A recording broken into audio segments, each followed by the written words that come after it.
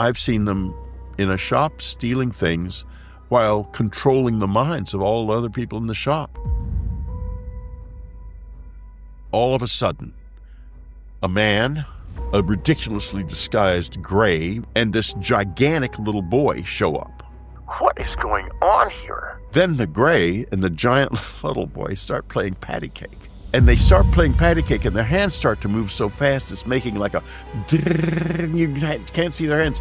A crowd gathers. I mean, we're in an airport at the baggage claim area. It's not secret. And people are watching this, and, they're clapping, and the little boy sort of bops a couple of times and turns and walks toward the wall, and suddenly he's just gone. And the guy beside me says, "Did you see that?" I said, "Yeah. I think they want companions," as I say, but they'll take slaves if they don't get companions. I know them too well. What does that mean, they'll take slaves? That means soul slaves. That means they'll take over your soul. You for certain it was not a human being. How did you know? I can't get into that, but suffice to say, it was in a situation with a. It was in a situation where I was once involved in this with some people from the Defense Department. He was a Nordic. Was there anything particular about this being that felt unhuman? His eyes. On occasion, people have come into physical contact with the Greys after meeting me. Maybe it'll happen to you. What's the end look like? You have to look at yourself. It's you becoming self-aware. You. Chris.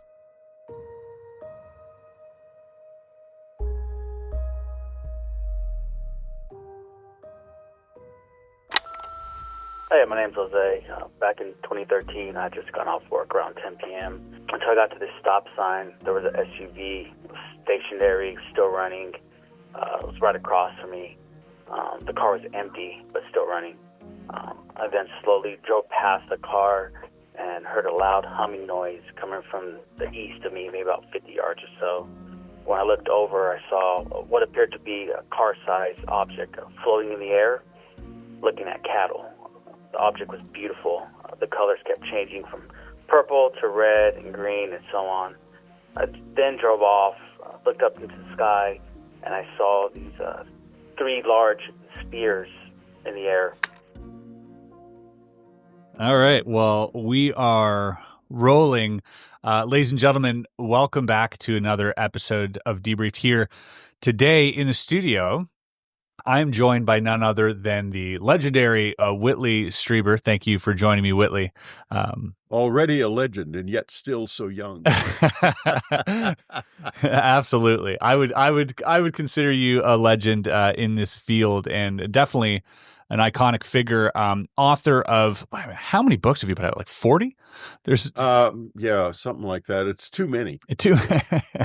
But most recently, I mean, obviously more famously, Communion, which was New York Times best-selling book, stayed up there #1 spot for like 6 months.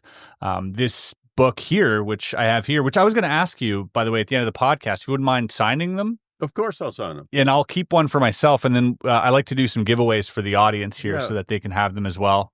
Absolutely. Possibly the most recognizable cover in, if not the UFO space, but like this whole phenomenon space. Right. Haunting story, profound.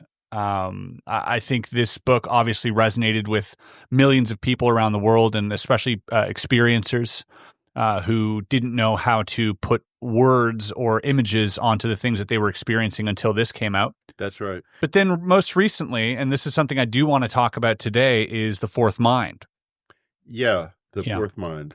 This is a book where you cover not only the biology and the anatomy of these visitors, but also, I mean, you delve heavily into sort of the consciousness part of it and the reasoning behind it. And I just thought it was an endlessly fascinating read. So I'm really looking forward to talking about that. Great. So Whitley, thank you so much for joining me today. Well, it's a pleasure to be here, and I have never been to Montreal before.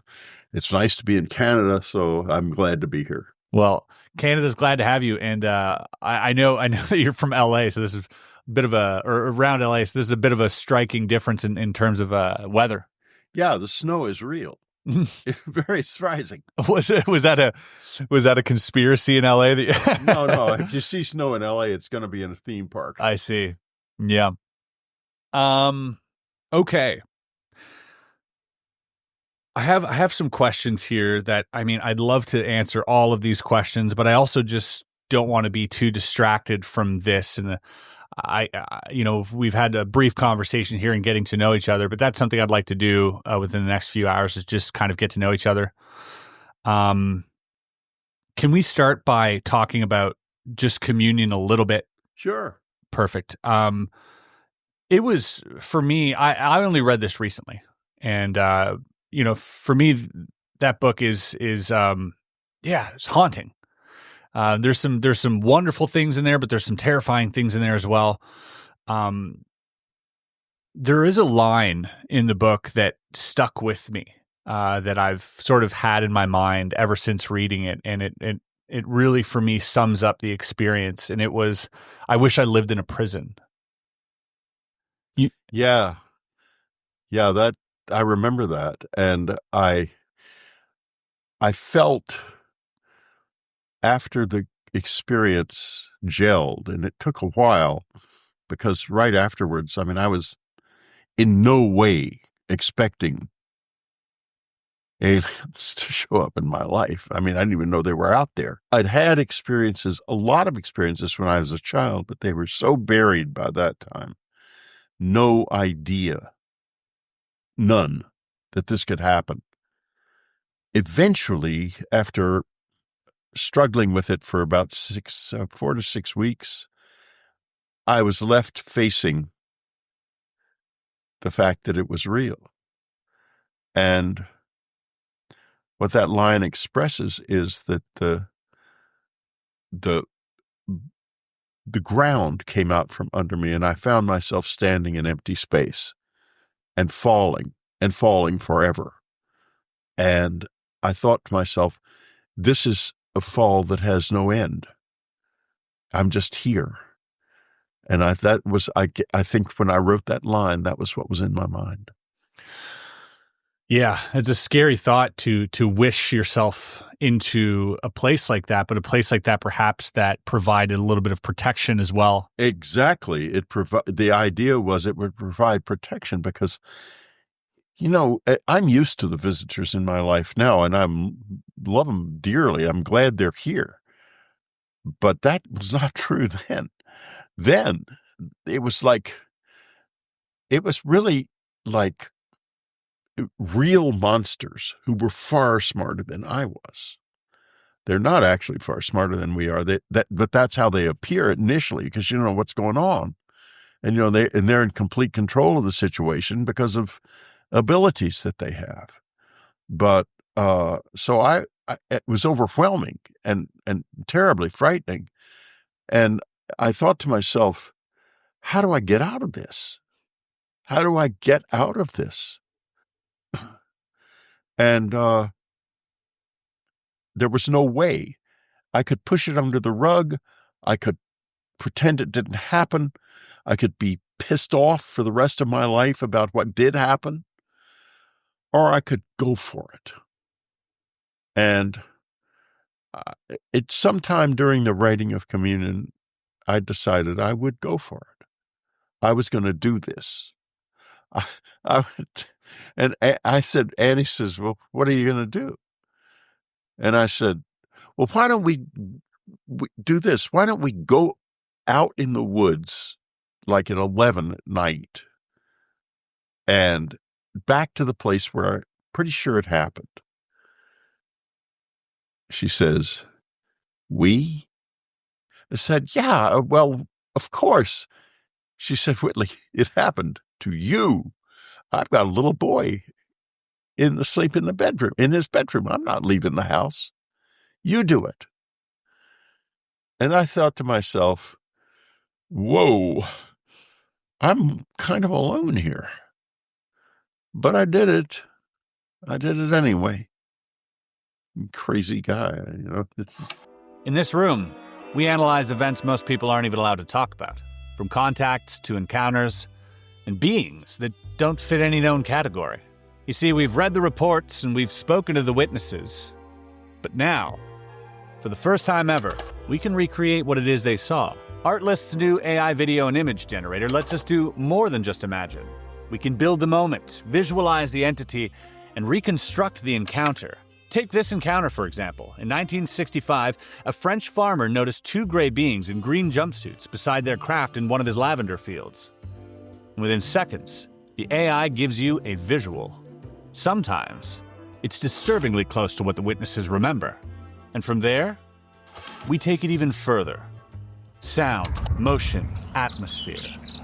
Artlist gives us the full tool set, from footage to sound effects, voiceovers, and music, everything to bring an encounter out of the shadows. This isn't sci-fi anymore. It's investigative reconstruction. And for some of these cases, it's the closest thing we'll have to real evidence. So go to Artlist today, or click the link in my description to try it out for yourself. Artlist AI. Built for creators, used by investigators. Yeah. I mean, it takes a special kind of drive to be able to do something like that, or to be able to face this head on. It's a special kind of craziness. Don't think of me as a hero. I was too scared to do it and too scared not to do it. I had to face my fear because I couldn't live with it. And that helped you overcome it to a certain extent? I didn't overcome it. I got used to it. There's a huge difference. Yeah. And just recently, the lady who had a close encounter had an experience where they did something to her to make her fear go away. She sent me an email about this. And I thought, boy, I wish they'd done that to me. They didn't, though. Interesting. Have you ever thought of, because obviously, through these hypnotic regression sessions that you've had to sort of recollect a lot of these experiences, have you ever thought of using those same techniques to maybe attenuate some of the fear, or? I don't want to attenuate the fear. And the whole issue of hypnosis was a huge one in my life, because even though at the time I would, because I'd been a writer, I had brushed up against hypnosis once or twice as not something I'd never done, but as something that interested me enough to read about it.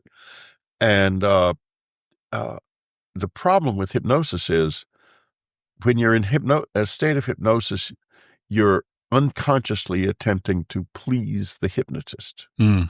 And I was initially very concerned about that, because Bud Hopkins, who very kindly took me under his wing, wanted to hypnotize me, but he wasn't a professional hypnotist. So I said to him, no, I'm not going to do that. And he said, well, what if I got you someone who's very practiced? I said, well, yeah, then I would. He calls me a few days later and he says, well, I've got Dr. Donald Klein. And I look him up. He's the head of the New York State Department of Psychiatry, the top guy in psychiatry in New York. And not only that, he's a world famous forensic hypnotist who's found all kinds of, solved crimes and done all kinds of things with this forensic hypnosis. In other words, Bud had gotten me the best in the world. And I thought to myself, I can't say no to this, because if anyone can do this right, it's this guy. And that's where the hypnosis from Communion came from. And I tried it with Bud later, but I was so paranoid about it not working that it didn't work.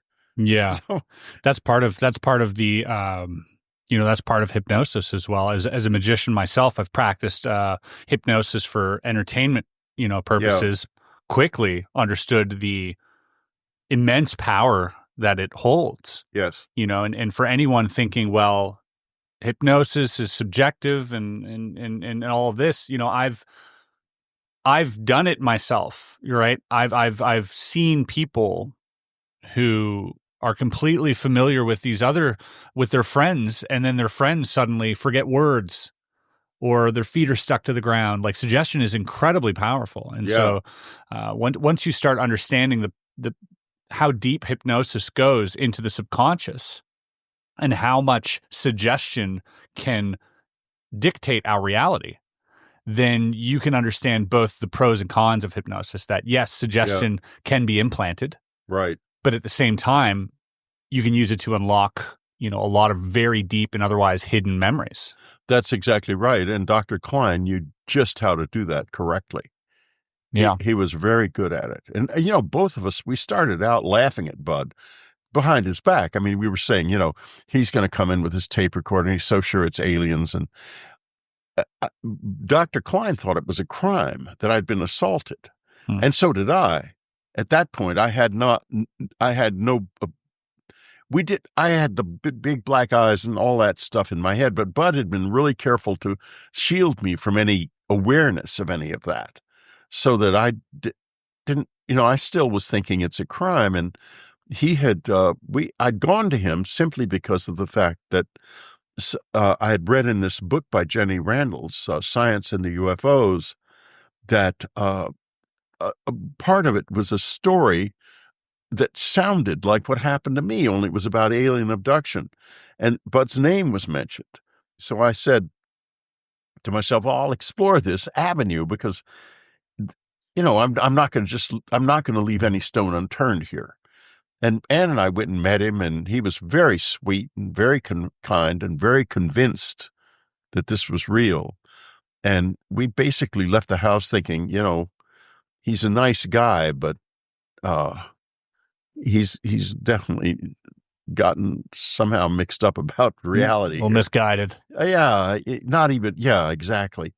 But then he calls me up. He wants to talk again. We go back over. He wants to hypnotize me. He's all excited. And that's when it led to Dr. Klein. And all of a sudden things changed because Dr. Klein said to me, Whitley, this happened to you. He said it just like that. And anyone that talked to him, even privately, a reporter from the New York Times was going to write a big story about it that didn't, because Dr. Klein said it really happened to him. I'm standing by that.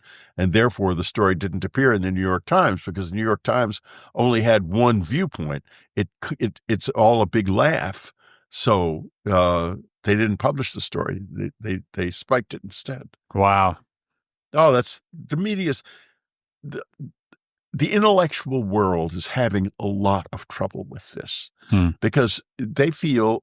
I mean, I did too. I am an intellectual. I think. I mean, maybe my wife wouldn't agree with that, I'm sure, but nevertheless, no, I'm kidding. She would, but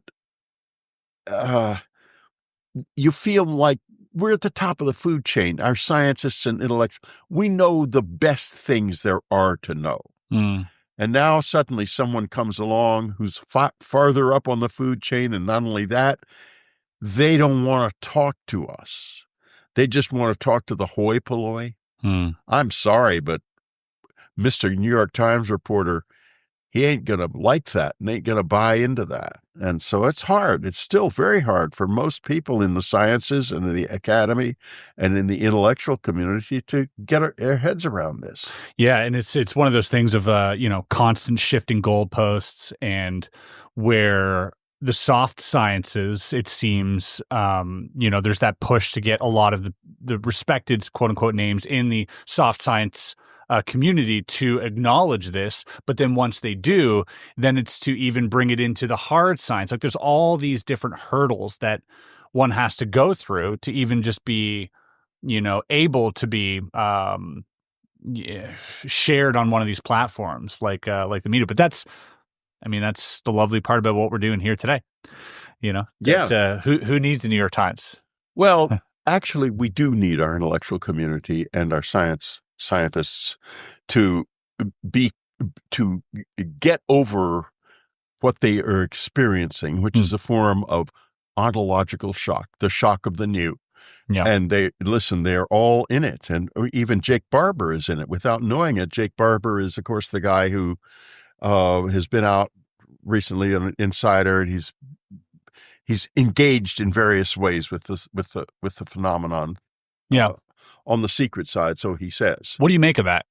One of the things Jake Barber said was that he had experienced being possessed by a very, what felt to him like a very sacred feminine presence. And he then said, I don't feel ontological shock. I feel ontological relief. And Jake was engaged in aggressive actions toward the visitors. I know them well. I've been with them for years now. He was not possessed by any beautiful alien feminine presence. He was addressed by a weapon which changed his attitude from an aggressive attitude to a compliant attitude. Their weapons don't necessarily hurt you physically. They alter your perceptions of them in such a way that you can be much more malleable and much more controllable, but also much more present to the reality of them, which is that they're not aggressive here. They're not trying to take over. It's the last thing they want to do. They're here looking for companionship. If they wanted to take over, they could have done that in 10 minutes, years and years ago. But the problem they have is, how do they expose themselves to us as they are and still enable us to maintain our own sense of value? The problem, the issue is cultural colonization, it's called. Like when the Europeans went out during the 17th, 18th, and 19th centuries into the rest of the world, possessing higher level technology of all sorts, one culture after another either fell to them or became completely directed toward them because, their pots and pans were made of pottery, and suddenly here these people were with fabulous cannons and rifles and swords and pots and pans made of metal and ships that could go around the world. They didn't care about their stuff anymore. They wanted that. And this is exactly what's happening right now when you have like the Skywatcher people going out with their technology and their psionics, trying to draw in and attract UFOs. And I think to myself, gee, didn't we do that in New Guinea back in World War II when the New Guinea natives saw the planes landing and they built their own bamboo planes and their bamboo refrigerators and walked back and forth between them, making funny noises, thinking that it sounded like what they heard the airmen doing, and then opened the bamboo refrigerators hoping for beer to come out. We're not, we gotta have a bigger picture here. Wow. We got to step back, and you can't look at this without looking also at yourself and what you really are. And so far, we're having some trouble doing that. Yeah. I mean, when you put it like that, it does seem a little bit silly. It is, yes. Because, we are so technologically, it seems like we are rather inferior.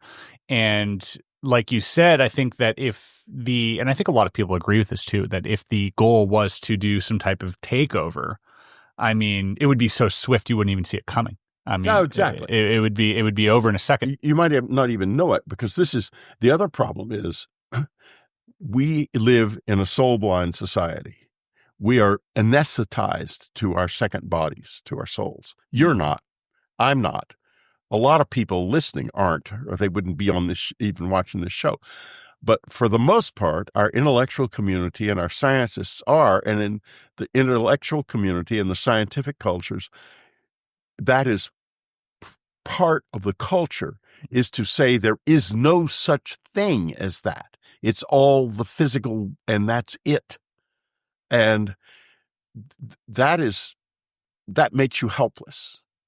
That means you have no chance of engaging with the visitors in a way that will be meaningful to you and them. Therefore, they're going to take from you what they want, since you can't give it to them.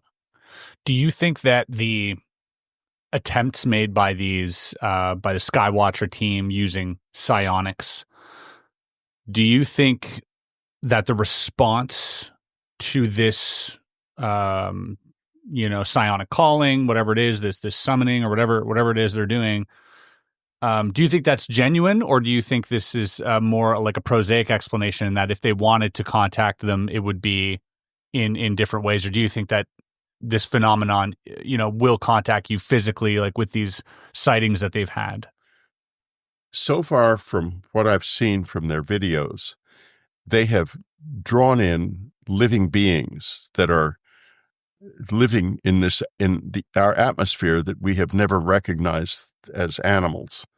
We don't recognize their existence because they live in the upper atmosphere and they're hard to see, and there's no way to detect them because our radars and so forth will look right through them. If you draw their interest, they will come to you. But then again, I mean, frankly, who cares about orb tourism? There's more to it than that.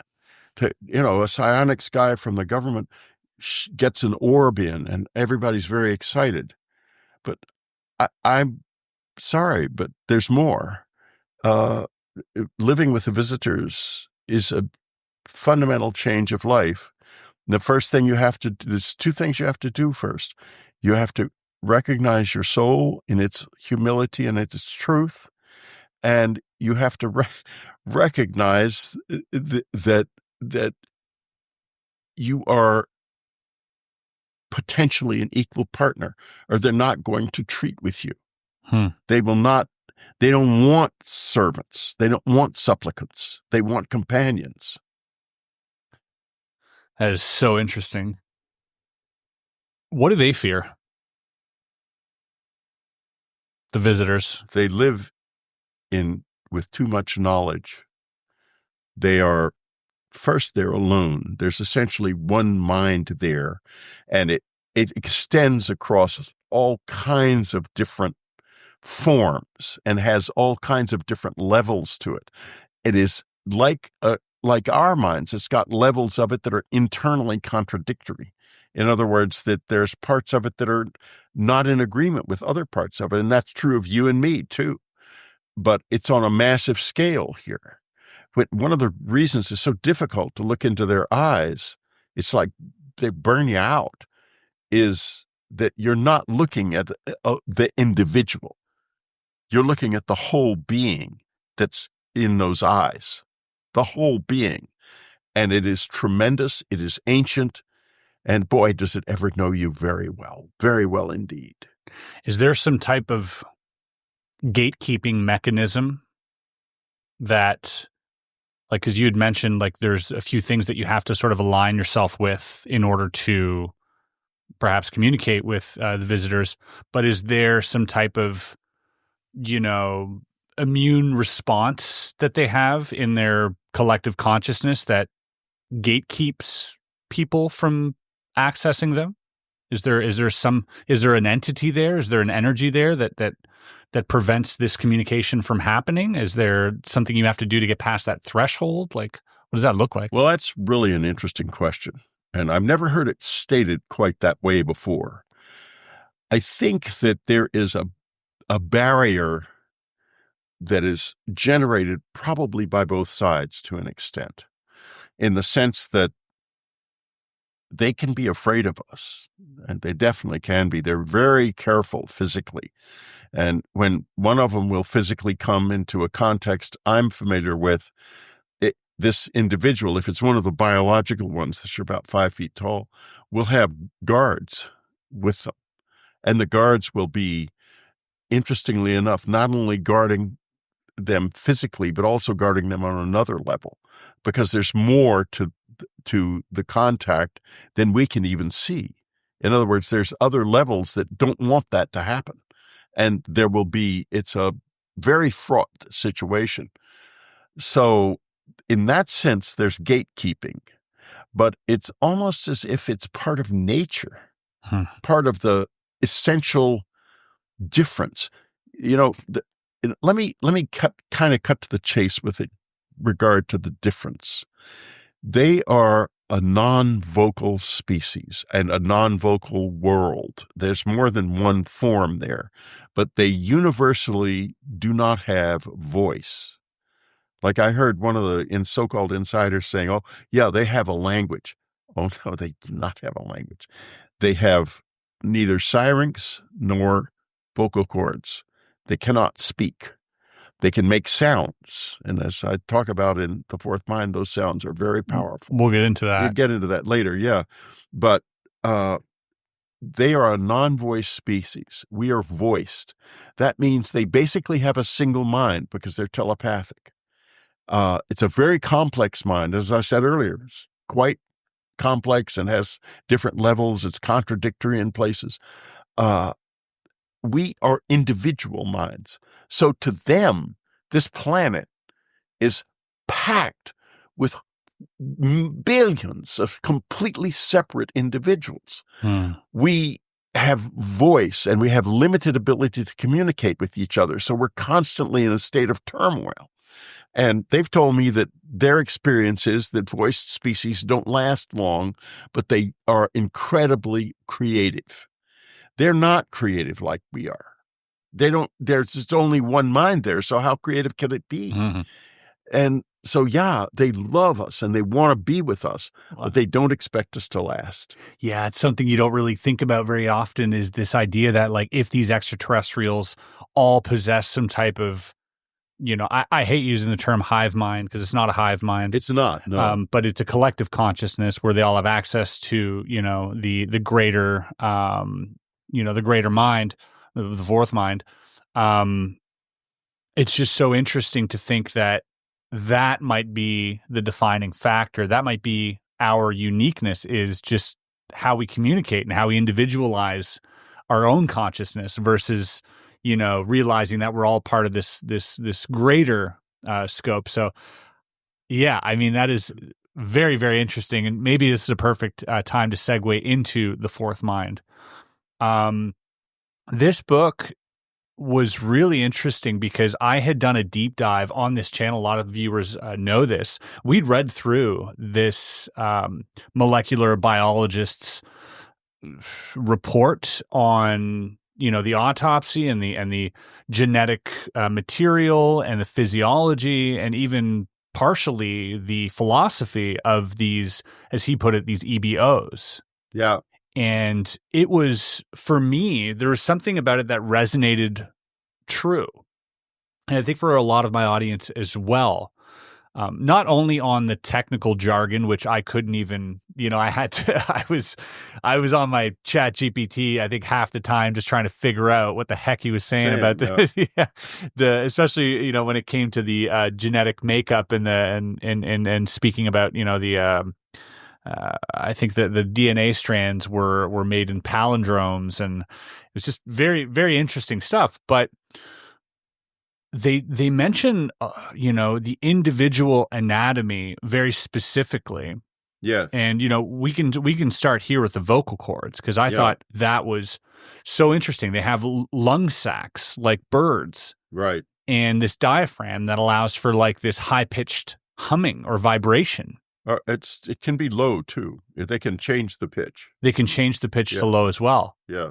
Well, that would make sense because they also have in their ear this their cochlea is like shaped differently inside their ear, which would allow one of the viewers had mentioned this, for lower vibrations. They can hear a spectrum of sounds that we couldn't hear. Right. So They can hear infrasound. So that could essentially, they could be communicating with each other without moving their lips, without making a sound to our ears. And to us, it would seem pretty much identical to telepathy. Well, interestingly enough, I've had lots of telepathy with them, and also with people who are, I think, have been bred by them to have telepathy, because these people are also unvoiced. And if you go to Kai Dickens's show, The Telepathy Tapes, you'll find that the spellers, who are regular people but who are unvoiced, have telepathy.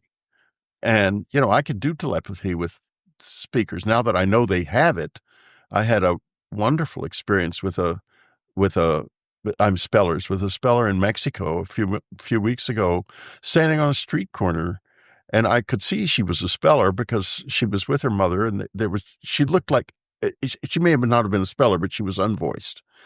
And so I interrogated her telepathically, and she immediately turned around. She was really surprised. And I said, don't worry. And then, but we tried to do it verbal telepathy, and she didn't speak English and I didn't speak Spanish, so that didn't work.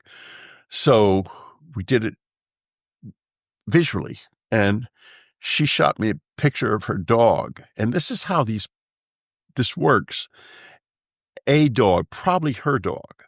But the thing was, the dog looked just like the dog I had when I was a little boy. And I don't know whether she was giving me a picture of her dog or saying, I'm really friendly.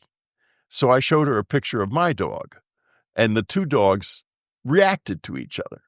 That is to say, we had a friendly experience together. See how that worked? It's how different it is from the way we think. And then the light changed, and they went on across the street, and my bus came, and that was that. How was that? It's so cool. So fun. Wow, that's interesting. Yeah, because, often we see telepathy through the lens of, our own anthropomorphization or our own interpretation of what that would look like through the human experience. They think, telepath must be able to read my mind. Right. And that's not true. I'm not a good telepath. I can't, in other words, I cannot turn on telepathy and read your mind right now. Mm-hmm. But if you were a telepath and you interrogated me, I would hear it immediately. So if I wanted to. Yeah, it's almost like a, I often think of, like, if we were to come up with some type of, iOS that were to give each other access to one another's minds, there would probably be some firewalls or some notifications that would happen there prior to the, so-and-so wants to send you a message. Do you accept?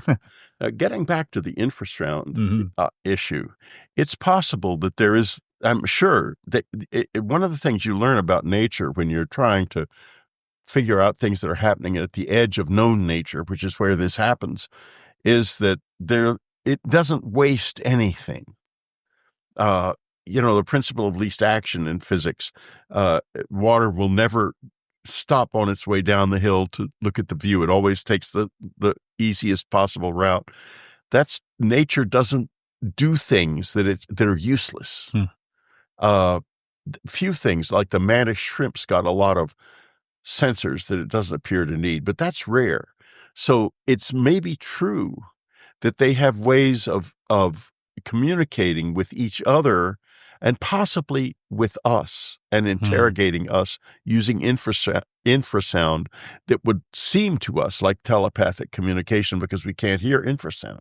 Yeah. Charles Hall had also spoken about that when he'd mentioned the tall whites, that they also spoke in these tones that you just could not hear, and it would look identical to telepathy. Well, I had one experience in my life with the tall whites that really annoyed my wife, and I'll tell you the story if you want me to. Absolutely.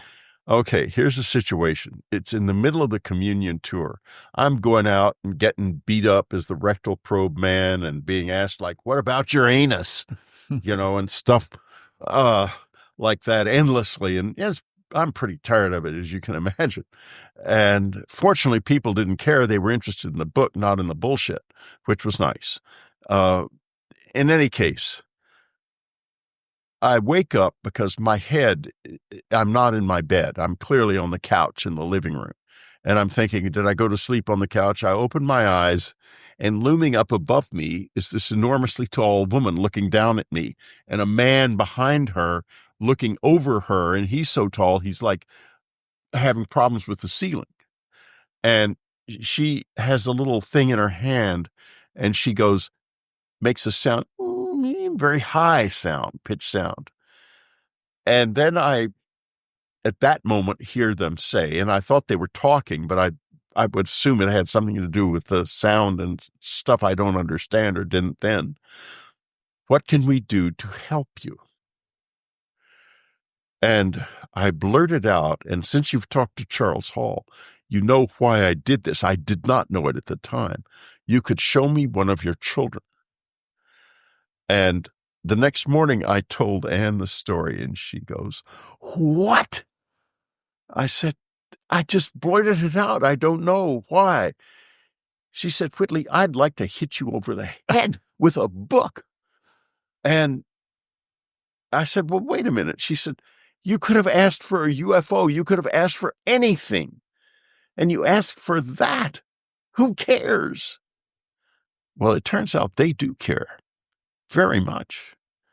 And I did not know that I was asking for their trust at the time. I didn't understand that, but deep inside myself, I knew that. And I was not asking just for me. I was probably asking for this whole species.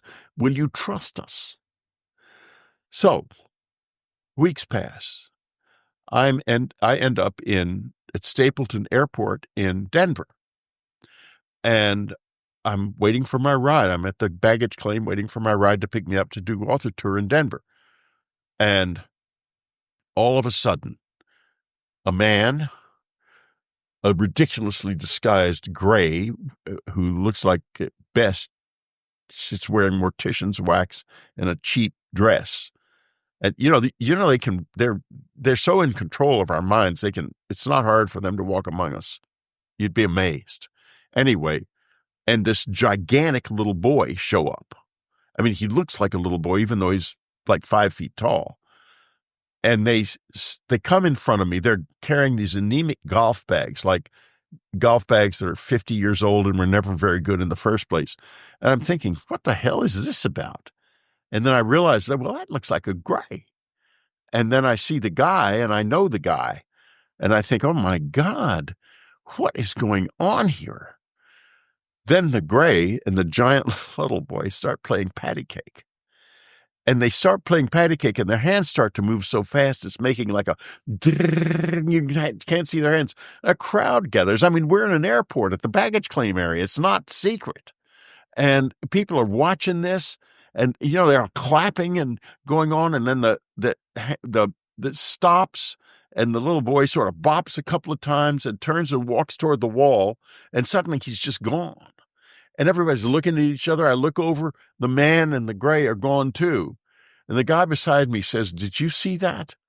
I said, "Yeah, I did." And he said, "Listen, let's go to the bar." At that moment, my ride shows up. I get my stuff. We go to the car. I'm driving out of Stapleton Airport. And I realize they showed me one of their children. That was the boy. The giant little boy. Wow. Meaning that the answer was yes. We will trust you. We will trust mankind.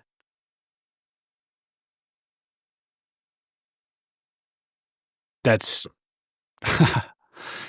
that would drive me insane. Why? Because I would be questioning what is reality. Like, because you experienced this initially.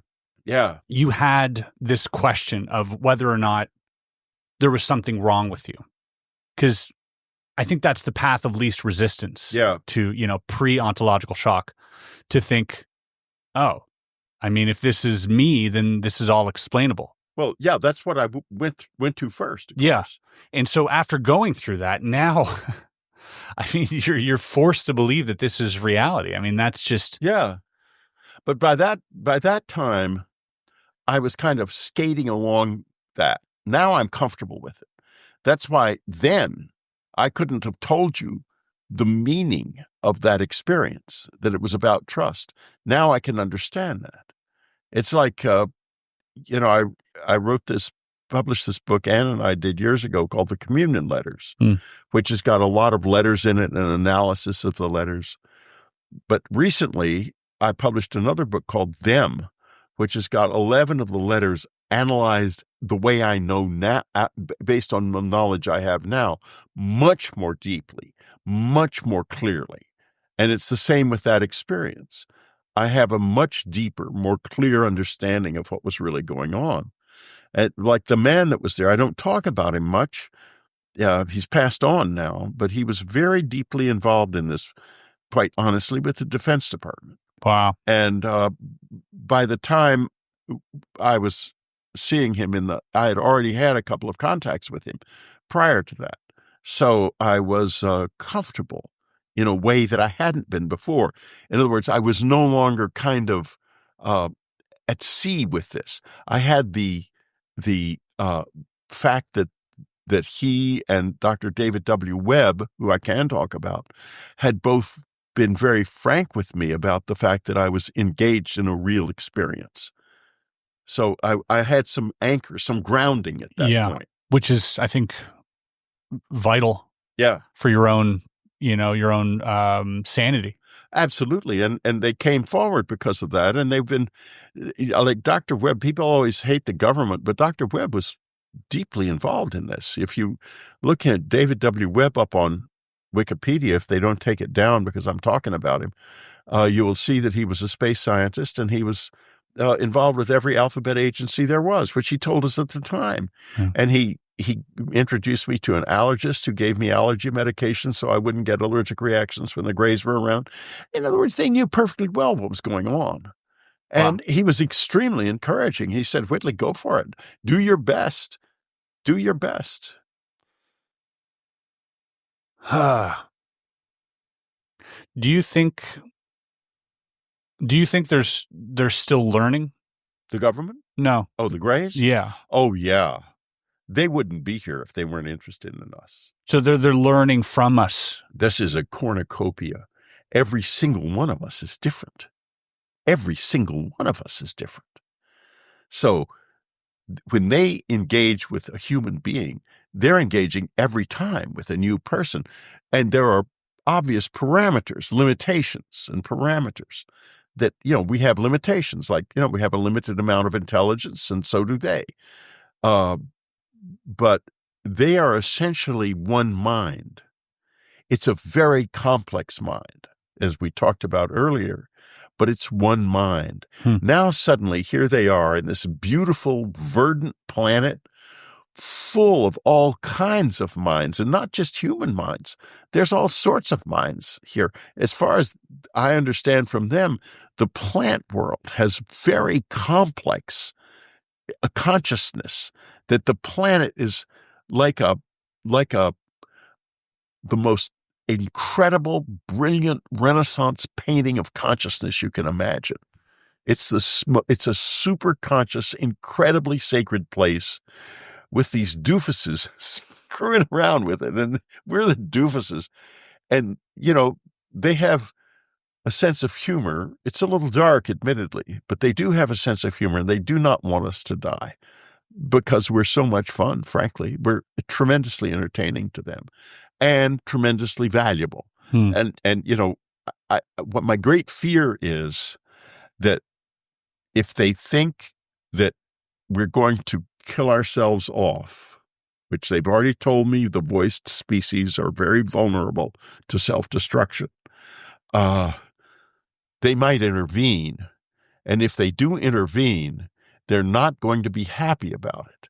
The reason being that as soon as they intervene, cultural colonization happens, and we redirect all of our interests toward them. Right. That's what Skywatcher is about, and why it makes me kind of nervous, because they're obviously out there spending a lot of money trying to get technology from them. Right. And that was just not effective in New Guinea, and it's not going to be effective here either, because we're here in terms of technology, and they're like here. And, they come down to here so we can see them. And then we go up and we think we're there, but then they're here again. Yeah, technology that we're not quite ready for. It's not technology is the reason. Like I always say to these people, I've said to them for years, when you look at the materials, please understand they are looking back at you. But they don't understand that. They think, like I was talking to some friends the other day about this, and they were looking at it entirely in terms of they can't get their minds around the fact that these beings are their technology.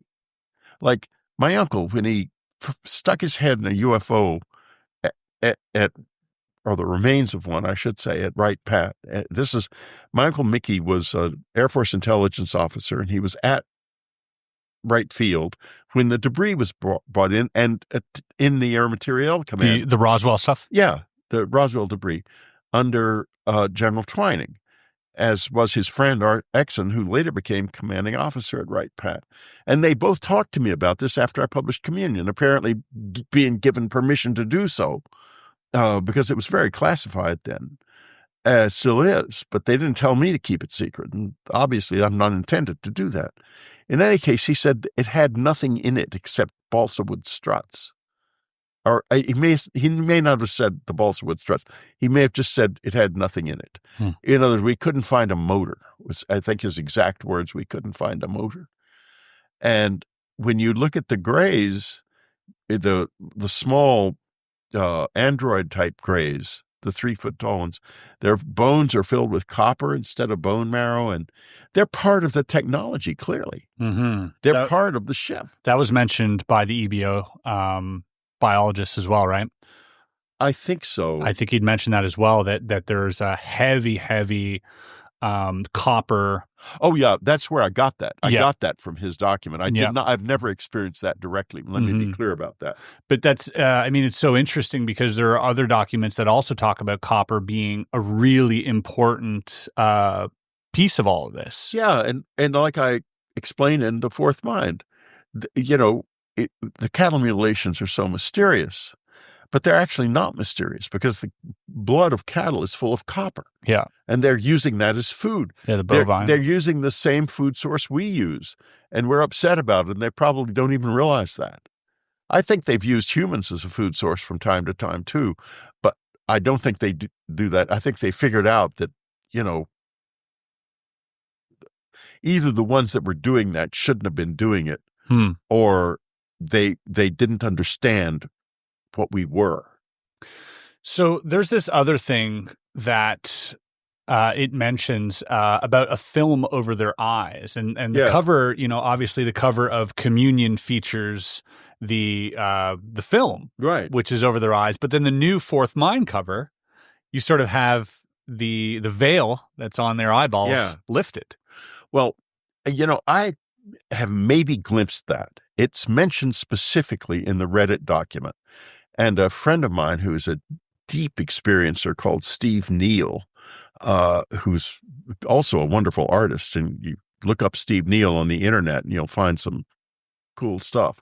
Anyway, he's seen them, he says, without the eye covering very clearly. And when he said that, I had a vague memory of maybe seeing it myself. And then I read it in the Reddit document, and I thought, this is maybe the next step, because without the eye covering, you see, the thing is, when you look at them, when I look at you, I'm looking at a guy. I look into your eyes and I see a lot of things. But when you're looking at the grays, you're not looking at a guy. You're looking at an entire being that not only is huge, but also ancient and bigger than you and knows you really well. And that is appalling. So that's with the eye coverings on. With the eye coverings off, it must be whoa. So you think the covering isn't just for, their sensitivity to light. You think that it might be more to mask a little bit of that shock that we might feel. Yeah, I think it might blow us up. Yeah. I think it might blow us up. Wow. It might just be too much. I'd love to see if I could do it. To see their eyes? Yeah.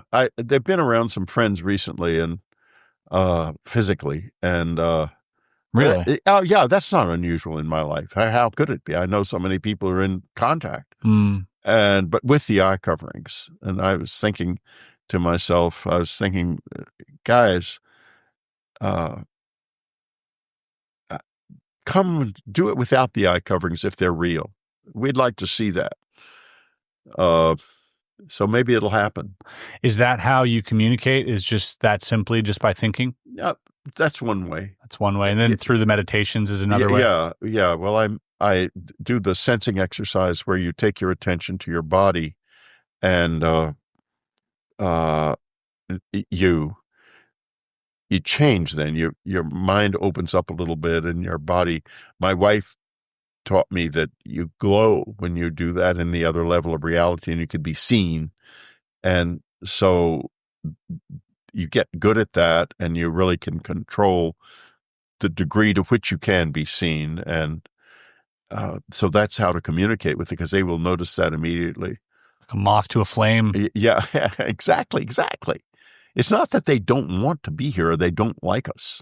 They're here because they do want to be here and do like us. Do you think that it is their modus operandi to sort of have us learn about them? I think they'd like that. I think they want companions, as I say, but they'll take slaves if they don't get companions. I know them too well. What does that mean? They'll take slaves? That means soul slaves. That means they'll take over your soul. If you're relentlessly denying the existence of your own soul and pretending this is all technology and science as we understand it and so forth and all of that, they're eventually going to just say, well, hell, this soul is valuable to us and we're taking it. We're taking it over. And you won't have communion. You will become their, I don't know, there's hardly a word I can think of to explain it because we have so few words to explain the life of the soul. The second body is what I'm talking about, which, if you've been out of your body, you know what that is. And, I do, yeah. Yeah, exactly. They'll take that. And listen, it's got so much in it. It's so much in it. Like, I've had a couple of lessons from them that have opened me to parts of my soul memory that have been the most extraordinary, wonderful experiences. Do you mean like past life? No. I have a few memories of probably past lives in ancient Rome and maybe one or two others. But that hasn't been part of it in my experience very much, not with them at all that I'm aware of. But this life, yes. Two things. One, when they called me to come to be with them in the woods at the cabin in 1988, I guess, or 89. And I got scared and wouldn't go down there when they were there physically waiting for me.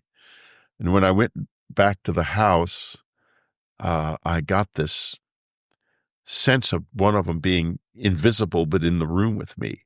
And the next thing I knew, I was plunged into what initially seemed to be an extremely strange space. I saw these sort of tapering columns going up, and I couldn't tell where I was. I was kind of gliding along. And then I realized as I looked up that it was my mother's desk from when I was a baby. In her room when I was a baby, she had this desk, and I recognized it. I'm looking at it. I can recognize it right now in my head as I'm talking. And I was taken back to the moment when I first walked. But not as a baby mind, my adult mind was placed in my baby body experience so perfectly that I was like a baby with an adult mind for a few seconds. And that degree of knowledge is also why those eyes are so hard to look at, because there's nothing about you they don't know. And this is also their problem. This is their great blessing, their sacredness, their problem. Why is it their problem? Because they know so much they can never be surprised. They can't be surprised. It's hard to fathom that. We're so used to this condition. Yeah, we're so used to, because we're in the opposite state. We are always surprised. You and I are sitting here talking, and every second is new. Our minds are working. For them, this would be like riding on rails. I think, and this could be my imagination, and I always like to be really careful about this stuff because I'm describing things at the edge of experience, and I have to be very, very aware of that. But I think they might have taken me down a path one time of being like them, and it was like riding on rails. My future had no meaning. I had no meaning. There was no experience. It was just all there already. And it lasted a few seconds, and it was just awful.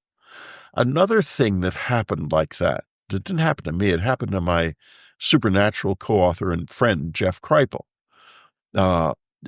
Jeff is a scholar, and he's the creator of the Archives of the Impossible at Rice University. And he's really into this, and an extraordinary man. He got all of the letters that Anne had collected from everybody who had written us, and they got them archived professionally there and everything. He's a wonderful guy. Anyway, we're at the Esalen Institute. They have these private conferences at Esalen from time to time. They get a bunch of people and it's the sort of chapter house rules where you don't ever talk about it outside. So I'm not going to talk about it in detail, but suffice to say, he wanted to stay in the room with me because at that time, the visitors were often showing up physically in where I was. And they showed up that night. One of them did for a very brief time and tapped me on the shoulder to do the 3:00 a.m. meditation, and which was going on big time then. And so I did it and went to bed, back to bed.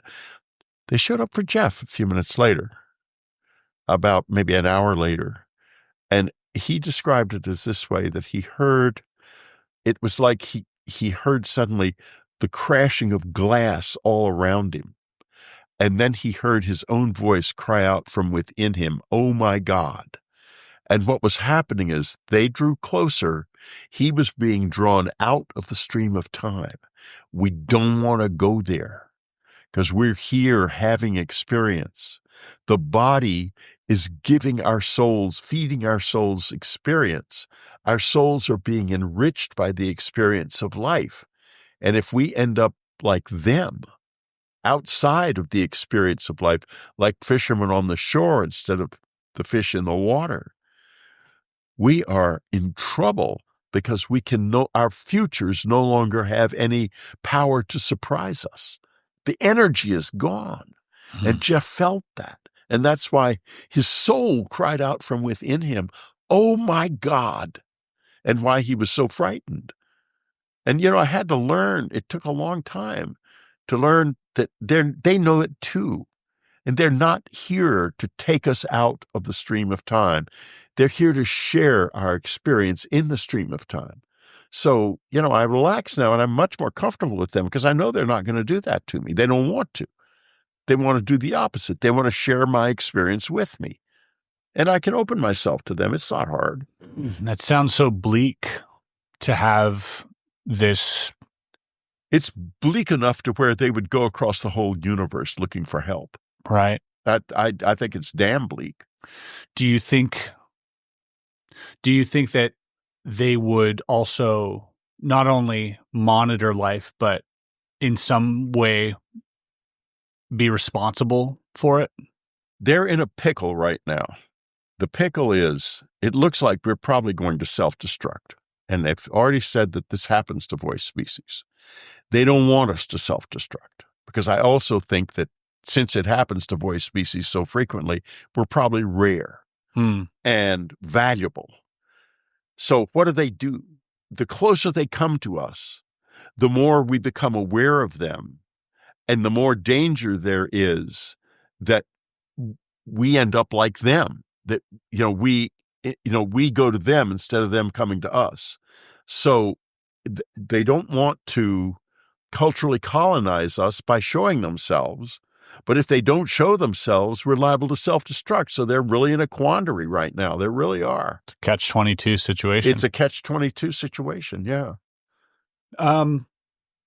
In this document as well, they talk about something very profound near the end of it. It gets quite philosophical. Yes. And, you're not one to shy away from philosophy. No. They mention this apotheosis, this critical mass that they are attempting to, what seems like they're attempting to reach.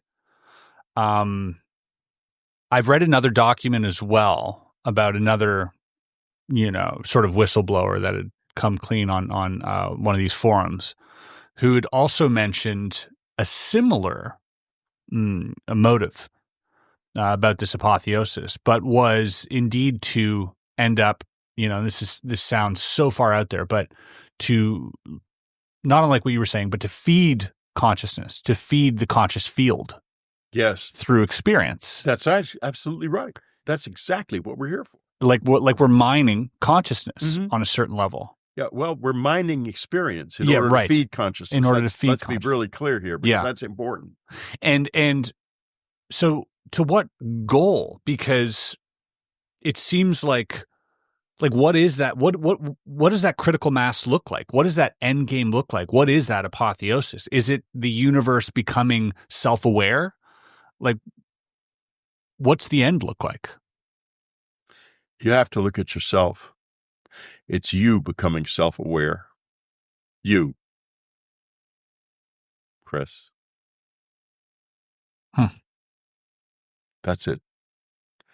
Because, believe me, if you become self-aware, really self-aware, and stay in the time stream, this is the next step for all of humanity and for them. That's what they want. They want us to wake up to ourselves and still stay in the time stream and be vividly aware in a way that we are not now. There are levels of emotional experience that we don't touch, that are the levels of real, true being that people have touched in the past sometimes, a little bit, but we all have to do it. And the only way to do that is to begin to think of Chris or Whitley or anyone is not as the person, but as the instrument that the being is using to be in the social community of the species. There is a level of self, of being, I should say, outside of the self. Then that's what they want us to be able to take our attention to that level.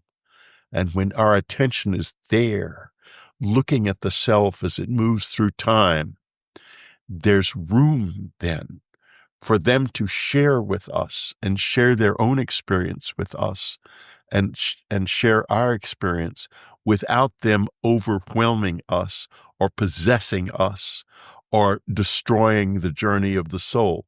This is communion. My wife knew it, by the way, from the very beginning. She titled the book Communion because she knew this. And who the hell was she? She was a kid from Ann Arbor, Michigan. No one special. And I was a kid from San Antonio, Texas. No one special. Yet some kind of critical mass occurred when we came together, and look at what we made. She made this. She made the word communion. Do you think there are more planets like this one? I know there are, but I also know that a lot of them don't last long. A lot of them don't last long. That's what they said, that the planets with voiced species are very rare and valuable. And the reason is that and look at our political world, and we're a heartbeat away from nuclear annihilation at any given time. Our politics are all completely crazy. It's all divided up into these different countries. But like Edgar Mitchell said, when you look at it from above, where are the countries? Yeah. Where is this? What are we doing? I mean, I'm in Canada right now. I was happy to come to Canada because it seems to be a little bit more peaceful at the moment than the United States. And I thought, it'll be nice. And I thought, I didn't do anything. I just got in an airplane and got off the airplane, and I'm in the same planet. This is so crazy. Yeah, I would agree with that. Yeah. What role does love play in all of this? Because you hear about it a lot, you see it a lot. If you look at old depictions of angels, angelic beings, or even Jesus, it's this emanating beam of love coming from this beating heart at the center of this canvas or whatever. It seems to be a really important factor, or maybe even a defining difference, between us and them, or something unique about it. But how does it fit in? Anne became enlightened toward the end of her life. And when I say it, it wasn't like fireworks in the sky or bells and whistles. It was a quiet change in her inner being that I could feel very much. And, so I know Anne too well to say, well, are you enlightened? She would have given me the finger for sure. But I asked her, what is enlightenment? And she says to me, enlightenment is what happens when there is nothing left of us but love. That's love. That's what it's about. But what kind of love? We think always in terms of the kind of sentimental love that grew up in the Victorian era and sort of spread with the discovery of Valentine's Day and Valentine's cards and kissing and that kind of love. There's another kind of love. There's the kind of love that holds the universe together. Objective love, the urgency to be. Touching that love, it opens your heart in a whole new way. And then you understand what this universe is about and where it's going. And that's where it's going.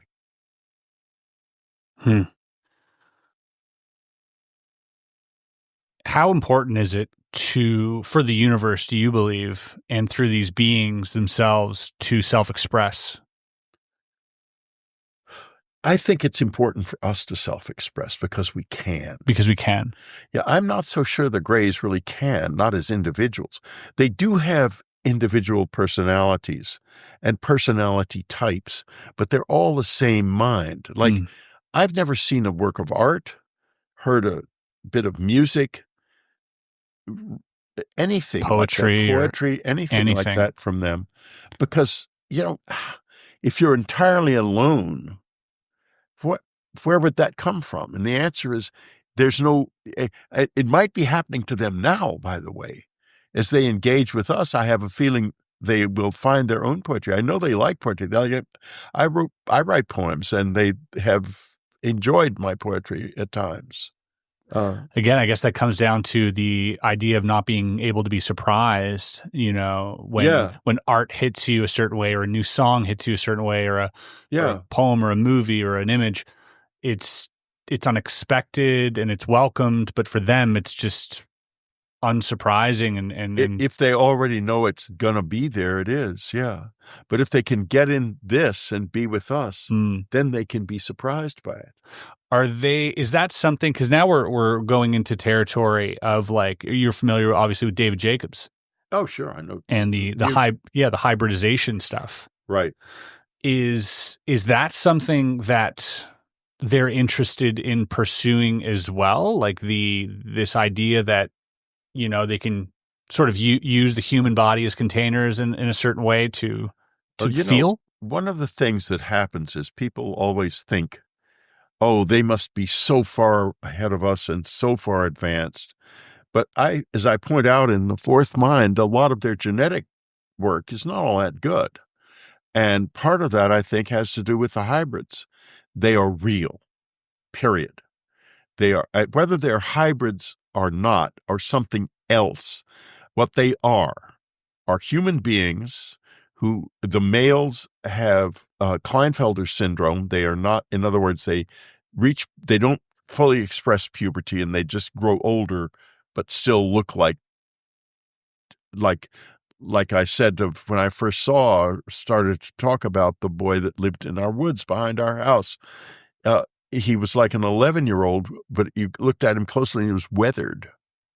And that was because he had Klinefelter syndrome and hadn't become pubescent. They are all unvoiced. They cannot speak. I presume they don't have vocal cords. They are fluently telepathic. They are extremely autistic, and they are in trouble, basically. I've seen them in a shop stealing things while controlling the minds of all the other people in the shop. And I don't know how they live. I mean, I do know some of them live very hand-to-mouth existences. They're out in the desert in, shacks and things. It's not a good life, I don't think. What proof is there of these hybrids existing? In my life, plenty. Is there any but physical proof that I could point to? Given that they are telepathic and do not want to be found, I think it's probably impossible to find them. Have you ever gotten confirmation from a government agency that some type of hybridization program was happening, whether solely from ETs or in conjunction with human beings? No, I haven't ever inquired at that level. My experience of the government is very sketchy and iffy. As I said earlier, Dr. Webb was very much helpful, and so was the man at Stapleton. But the government right now, the people who are coming out are really wary of me. I've had a couple of instances where there's some kind of mind control thing. I don't know what it is that goes on. A couple of years ago, a guy says to me, I had the weirdest thing happen, Whitley. And he was a person who had been friend of mine, and also close to a lot of people in the government. He said, I heard this voice in my head say, don't believe Whitley. Whitley is wrong. And I thought, well, he's probably scared. And I said, well, I wouldn't worry about it because I think the voice had something to do with you. But then, about a year later, another person says the same thing.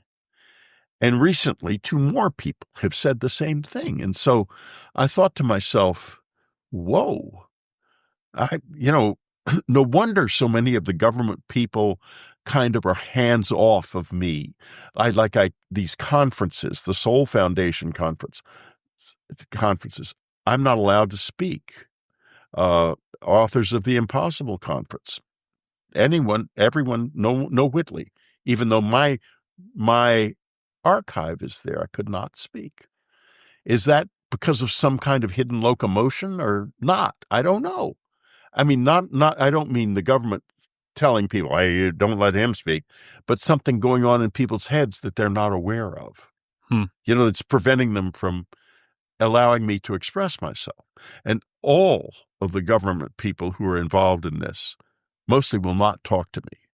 Lou Elizondo will talk to me, but not publicly. Jake Barber, no. David Grush, no. I mean, they just don't respond.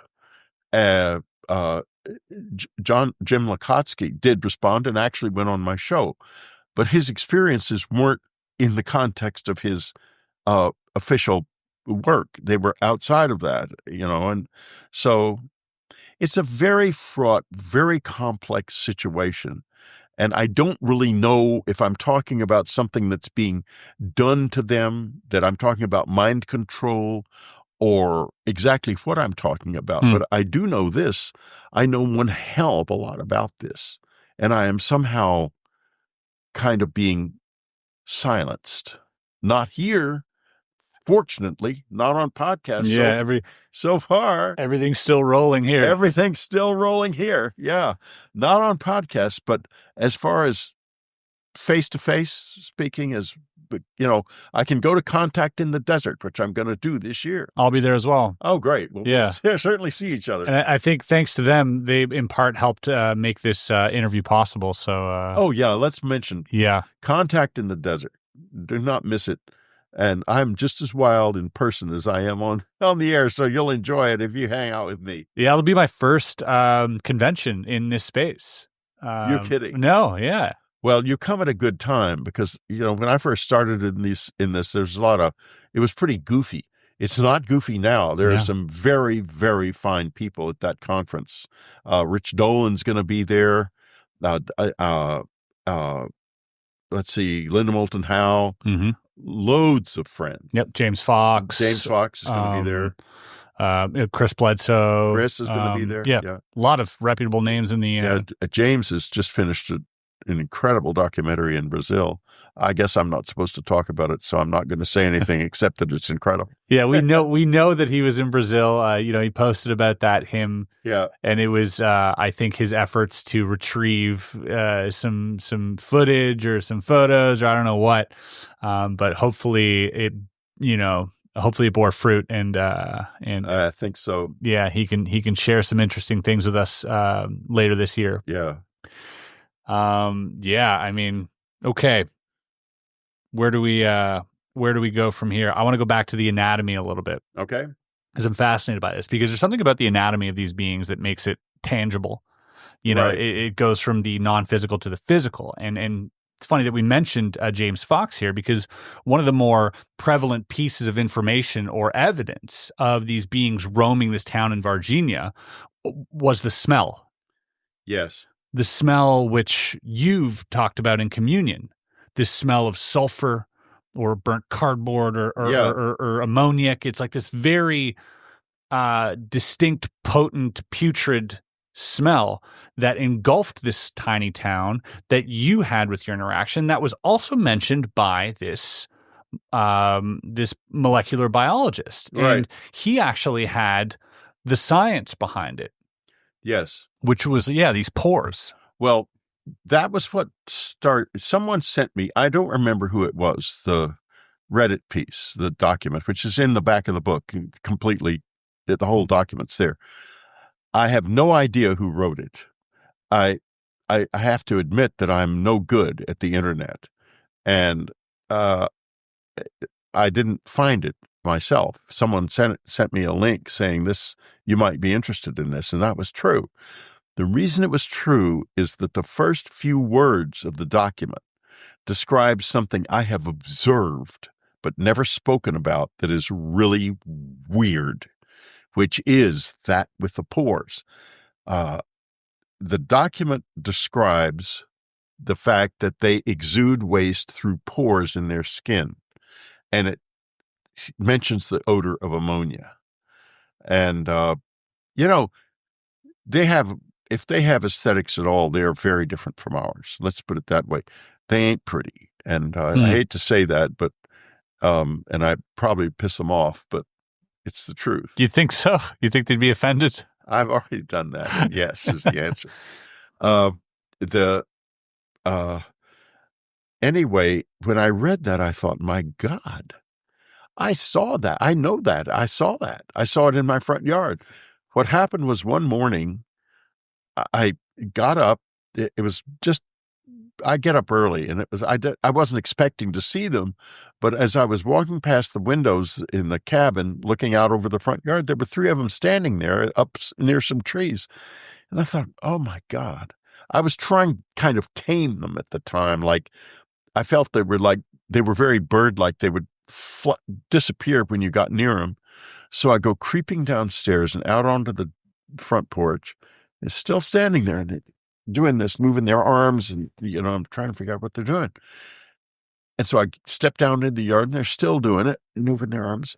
Then there's a telepathic message that they're cleansing themselves, that it's waste matter, and that they're literally, and so then I told Bud Hopkins about this, and he said, that's the most disgusting thing I've ever heard. I told him about the ammonia smell, and it was like they were defecating, but they do it through their skin.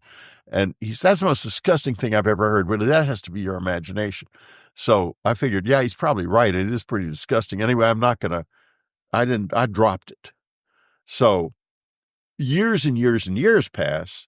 I pick up the Reddit document, and the first paragraph is that described exactly. So I knew the document had some substance. It is not perfect genetically. The genetics in the document, I've had a number of 2 geneticists look at it, and they say the man obviously is a biologist, but their impression was either that he's talking about genetics that are very different, which he is, or that he's probably retired and not completely up on the science as it is now. I see. But nevertheless, in substance, the document is authentic in that sense. And to my mind, it's very authentic because I'm the only person. Bud died, and no, he never said that to anybody. He never wanted to discuss it again. Yeah. So, and then we heard about it during the Varginha case. Well, I mean, obviously this come up. I think even but we didn't hear the idea the of excretory the exuding, system. Yeah, exactly, anywhere. No, just the smells in the Varginha case. The smells, and that there was slime. They were oily. They are. A little oily and slimy. Well, I have to admit that they're not. It's complicated. They're not loathsome. They're beautiful in a way.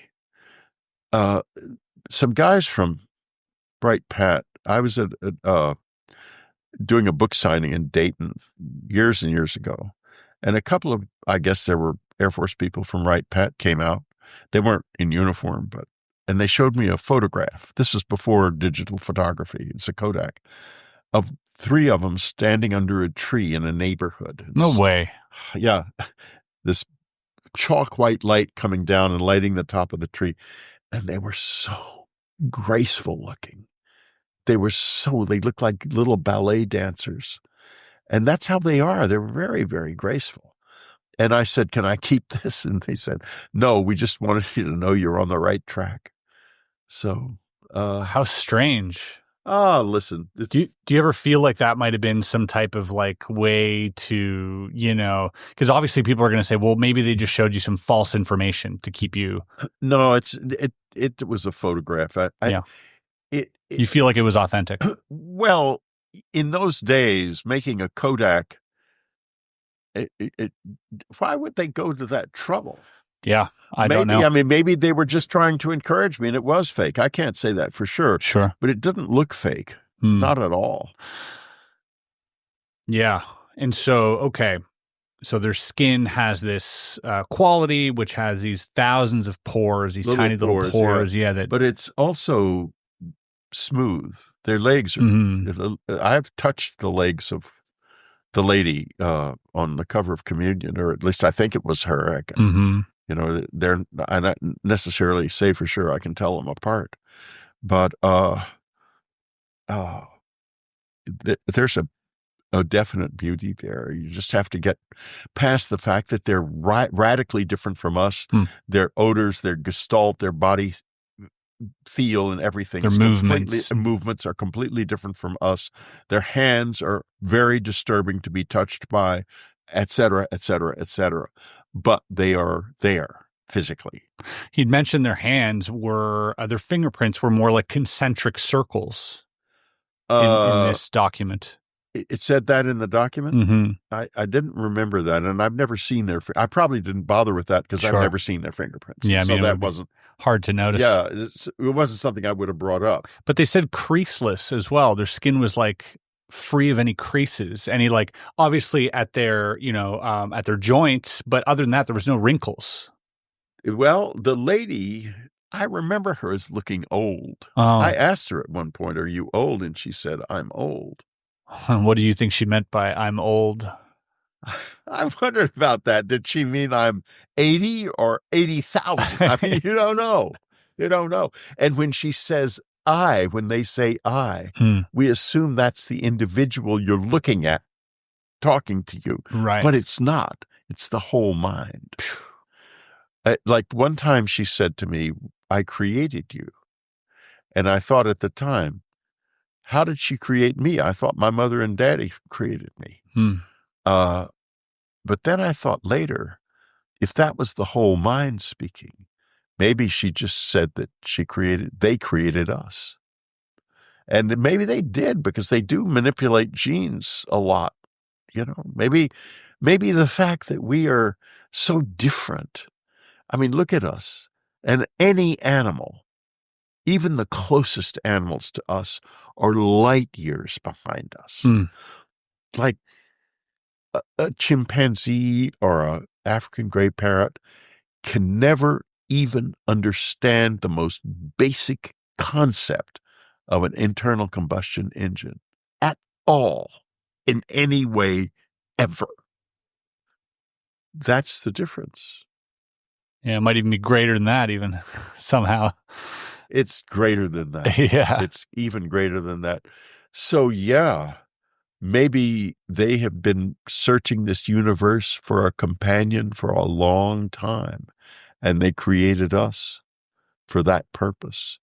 In which case, if we start to self-destruct, they're gonna be PO'd. PO'd or intervene, right? Well, if they intervene, they've made it very clear to me it isn't going to be fun, because it'll mean that they no longer it will turn our whole culture toward them.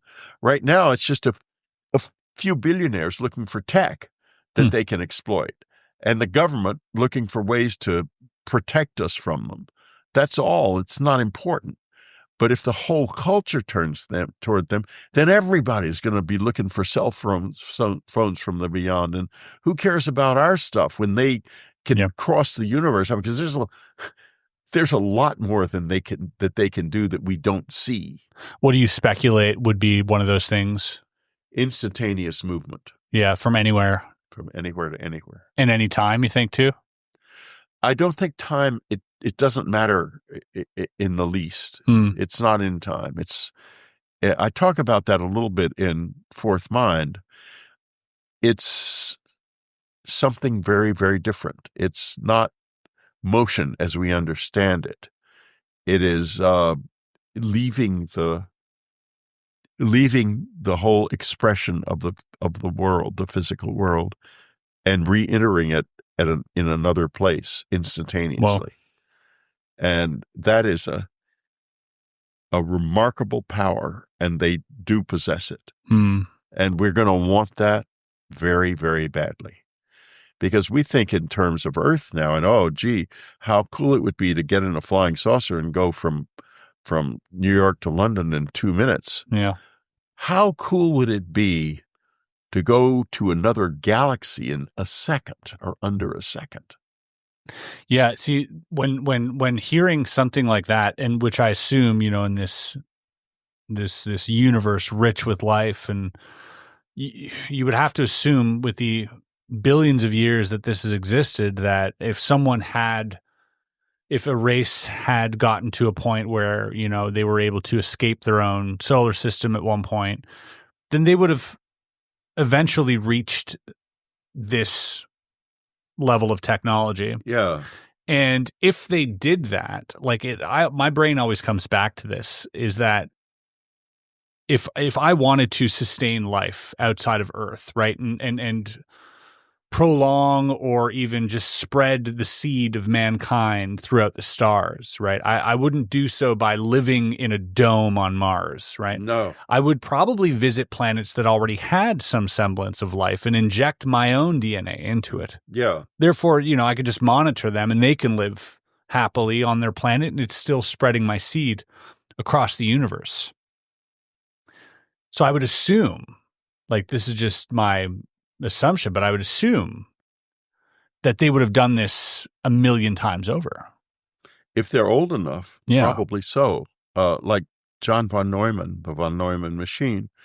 Dr. von Neumann was, I'm quite sure, involved in studying this when he was alive back in the 40s and 50s. And he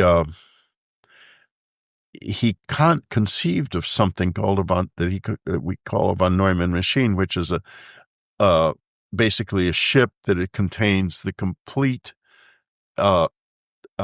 expression of a species, and it moves around the galaxy looking for planets where it can plant itself. And I've even thought that maybe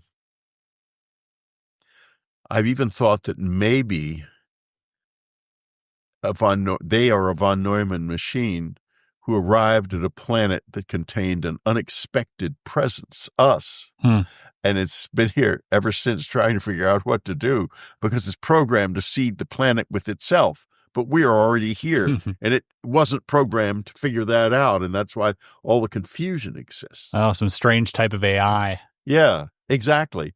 But, this is just speculation. Sure. I mean, I don't know if anything is true. And it's very important in all of these conversations to understand that the absolute ground here in all of this has always got to be questioned. I agree with that. Yeah. But I do think there is value also in speculative thinking. I think it's essential. Yeah, I think so too. It allows for our imaginations to roam, and that's where, a lot of these great ideas come from. And that's where discoveries are made. There's another document as well. I referenced this quite a bit in a lot of past episodes and discussions. There was this gentleman who said he was part of a crash recovery and that they were monitoring these underwater, giant underwater, they call them mobile construction units, MCUs, and that they would build these ships to spec and they would deploy them around the world almost as if it was like some type of autoimmune response to us trying to destroy ourselves. That was planted here a long, long, long time ago. And I always thought that was really interesting. These ships or these beings or these entities, these visitors or whatever it is, might be part of some intergalactic autoimmune response that, because, we hear about the Greys and there's a lot of speculative notions that align them more with something like the idea of AI. Yeah. Like biological AI. Is that just because the gestalt of these beings is just so foreign and with their collective consciousness that we automatically assume it must be some hive mind AI, or is there some truth there? Do you think that there is? I think it's both. There's 2 or 3 forms of the Greys. The one form are about 3 feet tall. Those are the ones that we had at Fort Detrick in Maryland that I discussed the anatomy of in The Fourth Mind. I don't know whether they're still there, but I was told by, one of these sub rosa types, hey, Whitley, I got to tell you something. Just go over here. We've got some bodies at Fort Detrick. And I think, oh. And that was prior to this document? Oh, a long time ago. It was years and years ago. So he was right about that. He was telling the truth. Whoa. Yeah. Well, I knew it was telling the truth for various reasons. But the whole sub rosa thing is always laughable to me because I just don't understand, what the heck, secrecy kind of gotten out of control. I always say, I said this to Chris Mellon. I said, who is a nice guy and will, chat with me and stuff. And from time to time, we had a great dinner together once, and he's sort of kind of edging his way into my end of the thing. Extreme super woo, but he's still, he didn't run away. He's a cool guy. Anyway, I said to him, Chris, what you should do is if we have an intact disc, I recommend you put it in the Smithsonian Institution. And he said, I don't think that would ever happen. But I think it should, because I think it belongs there. I think this belongs to all of us. And I think that as far as ontological shock, the average person isn't going to experience that. It's the intellectuals, the scientists, the academics that are going to experience it. And they're just going to have to suck it up. I sucked it up. I was an intellectual who experienced it. And I know a lot of other intellectuals who, in fact, a lot of them are close friends who are also scientists and academics and in this whole space who woke up one night with the visitors in their bedrooms or whatever happened to them. We all experienced it. And where are we? We're fine. Yeah. Okay. So we have the little ones. Yep. Okay. We got I'm sorry, I sort of got off That's the track. Fine. No, I think they are I think they are not exactly biological robots because I think that they are linked mentally. Their brains are linked to the taller ones. So they're just like soldiers, like foot soldiers. They're expendable extensions of the being itself. Yeah, the real biological being. Like when one of the taller ones comes around, there are guards. But when the little ones come around, there are never guards. So you think the taller ones have a little bit more importance? They are biologically unique individuals. I see. And each one of them is a unique personality that is connected to the larger mind. But they are unique people. Whoa. And they feel like individuals. Like the lady on the cover of Communion has got one personality. There are others I've known who have very different personalities.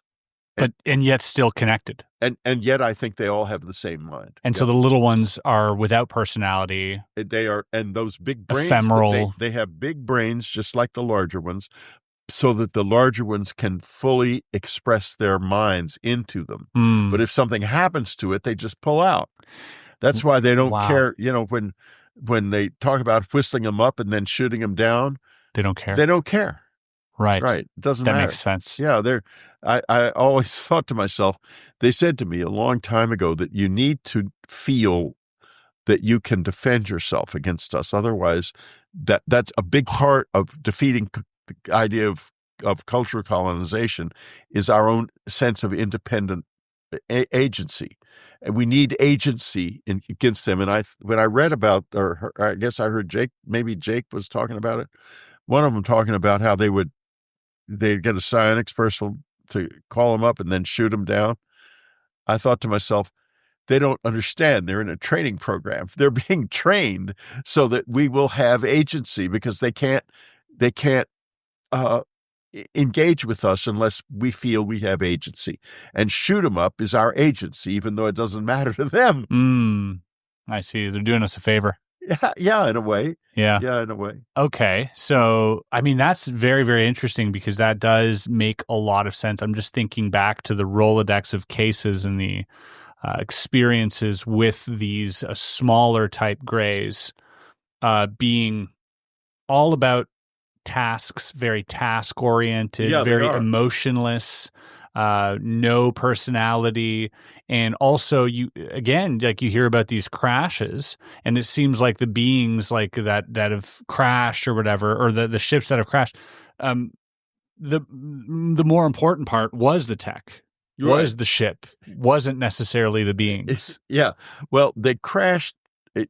What they gave us that we could use in those crashes was materials. Robert Sauerbacher, Dr. Sauerbacher was, I contacted him right before he sadly passed away. Really? Through Stanton Friedman in the 80s, in the mid 80s, I think in 85 or 86, just when I was starting to research Communion. And Dr. Sauerbacher was a metallurgist at Patel Memorial Institute, and he was publishing public letters saying he was working on the Roswell materials. He wasn't. And he said to me, I don't see any reason whatsoever for this to be kept secret. And in fact, the fact that it's kept secret is holding us back. And in any case, he was the first person who just suggested to me that I should write everything down. He said, write it all down before you forget it, because you're going to forget it. And I thought, what does that mean? I now know how the brain works, and the brain will expunge things that it can't fit into. It's a relational database, and if it doesn't have anything to relate something to, that will be forgotten. I didn't know that, but he did. So I wrote it all down.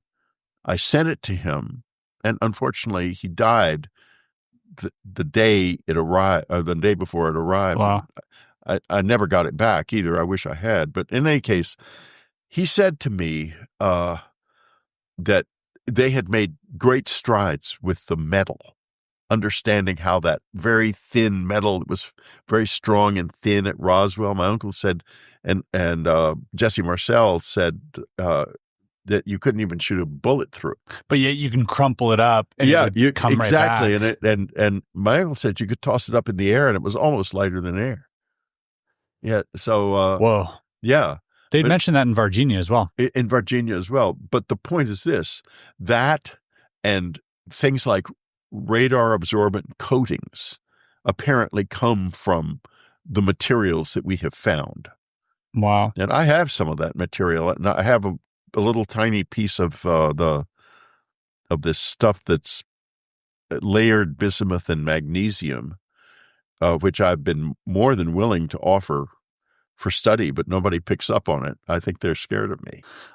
Okay, so now we go from these tiny beings. These, by the way, who do they wear clothes? These little ones, because we hear both accounts. I don't know. The taller ones have a sheath that they take off, but in other words, they were not wearing the sheath on their arms when they were. I saw them wiping that stuff, but it says.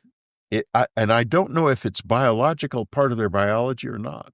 The sheath? Uh-huh. Huh. I mean, you think of it as something separate clothing. Right. But you just don't know what's going on here. It's, it's too early to make any assumptions that what we see is similar to something we would have is a mistake. Yeah, because you would have to imagine, because you hear about this, even in the Aztec crash in New Mexico, which, a lot of people think was a hoax, which I don't think was a hoax. I don't think so either. Yeah, there's far too much evidence there. But they even wore like these blue skin-tight jumpsuits, and you hear about these one-piece jumpsuits, and I think that's always the thing that sort of glitches in my own mind, is that I just can't imagine one of these things fitting, like being in a changing room and like fitting, like it's just so strange. But when you're out of your body, you can walk through a wall. Yeah, as you know, mm-hmm. And I think that I have seen these bodies come up out of a drawer. Yeah. And animated. And I think that that's not even, the bodies are not their main place. I think they're non-physical mostly. That they use the bodies to enter the physical world in the same way we put on clothes. Whoa. Yeah. Okay. So let's talk about these tall beings for a second now. Yeah. So 5 foot tall ones. Yeah. The taller beings are the ones that it seems like are the ones doing most of the procedures as well. I don't know. One of the taller ones was that being, and some of these dark blue iridescent kind of troll-like ones, which could have been the smaller beings in some kind of body armor. I don't know, but that's what I saw on the night of the communion night. And what I see her as a woman, but if I'd been a woman, I bet I would have thought of her as a man. See what I mean? Yeah. I don't think that's very real, that level of perception. In any case, she was. I don't know whether she was wearing something or not. I'm not sure. But there are also cases that we hear about, and this is like a little bit more fringe perhaps, but we often, because like you touched on, they use these small ones as a sort of means to inject their own consciousness so that they can control them to do these tasks. My theory. Yeah, that's it. And that seems to be what we're observing, right? It seems to be many people's observations. Yeah. It's a robotic kind That's of... right. Glove. Exactly. So to speak. But a very high level sophisticated because it has, let's put it this way, it has some kind of rich telemetry, because that's what telepathy has to be. It has to be real. I mean, if it's real, and it is real. I mean, right. I've lived with it a long time now. Yeah. And I wish I could live with it more. I wish I could I think it would be so cool to be a telepath and be able to project my thoughts into other people's heads and listen to their thoughts, but I can't do that. In any case, that telemetry must be very rich, and that would be why the little ones also have big brains, as I said earlier. Right, to receive that. To be able to receive that. And then the biologist as well mentions like these nodules that were in their brains too in this document. Yeah, which I think were probably part of the communications process. Right, exactly. Like genetically enhanced so that they were able to receive these messages and these commands, so to speak. Okay, so these little ones are task-oriented. They're controlled telepathically. perhaps by the bigger ones, but also now we're going into, you look at Travis Walton. You know, what happened to Travis was he had this run-in with these smaller beings. I know Travis. Yeah. And then these human-looking beings, Right. seemingly those were the ones that were really in control here, like almost like these little ones were for hire. Or these little bodies were, again, used by a different race or a different type in order to do, the mundane work. And then when he met these taller beings, he realized, he wasn't sure if this was, now looking back, if this was them projecting a human, coding or something, or if it was just to please him, or if, that's what they actually looked like. Yeah, it could have been any of the above. And this could also have a human factor because, as I recall in the document, it says that there's 80% DNA match between us and the bodies that they had. And that's not enormous. I mean, we've got a closer DNA match with cattle, for example. Right. But it's there. It means that there's a sort of a basic ground of shared ground there somewhere. So could it be that there is a human element to this? Well, that gets me to the implant in my left ear, which was put in 1989. Oh, I found out recently in one of my books it says 1992. It's a typo, by the way, for anyone who likes to dig deep. It's supposed to be 89, and the copy editor just missed it. In any case, in May of 1989, this thing was put in my ear, which I've talked about many times. I'll talk about it more if you want me to. Yeah, I would love that. Okay, but it was the point is, it was put in by two people, a man and a woman. I've always said there may have been something else standing behind them, but I did not see that. I just had that feeling. The man was a tall guy with beard, wearing dark blue suit, dark blue clothes, and the woman was shorter, wearing a dark blue, tighter fitting garment. And it was sounded like a totally human operation in this sense. It was a May evening. The windows were open in our bedroom in the cabin, and there was crunching in the driveway. It was a shale driveway. Two problems here. Three, really. One, there's a big gate. Two, it was night. There were no car lights involved. The crunching in the driveway meant it was a vehicle. All bad news, because it's 11 o'clock at night, and this cannot be good. I had the following: a shotgun, in fact, a big one, a Benelli riot gun under the bed, a pistol in the drawer beside the bed, and a bank of light switches, which are still there in the cabin, by the way. And you turn them on, and floodlights flood the whole area. Plus, there was an alarm system which was armed. And I wake up because I hear the crunching of the gravel. The next thing I know, I start to go for the lights, but as I'm turning, I see a man and a woman standing at the foot of the bed with the alarm system still LEDing red. And I hear a voice from the backyard say quietly, "Condition red." And I forget the lights. I'm going now for the gun. I don't get that far. The next thing I know, I'm lying I was turning to my left, but I'm lying on my right side.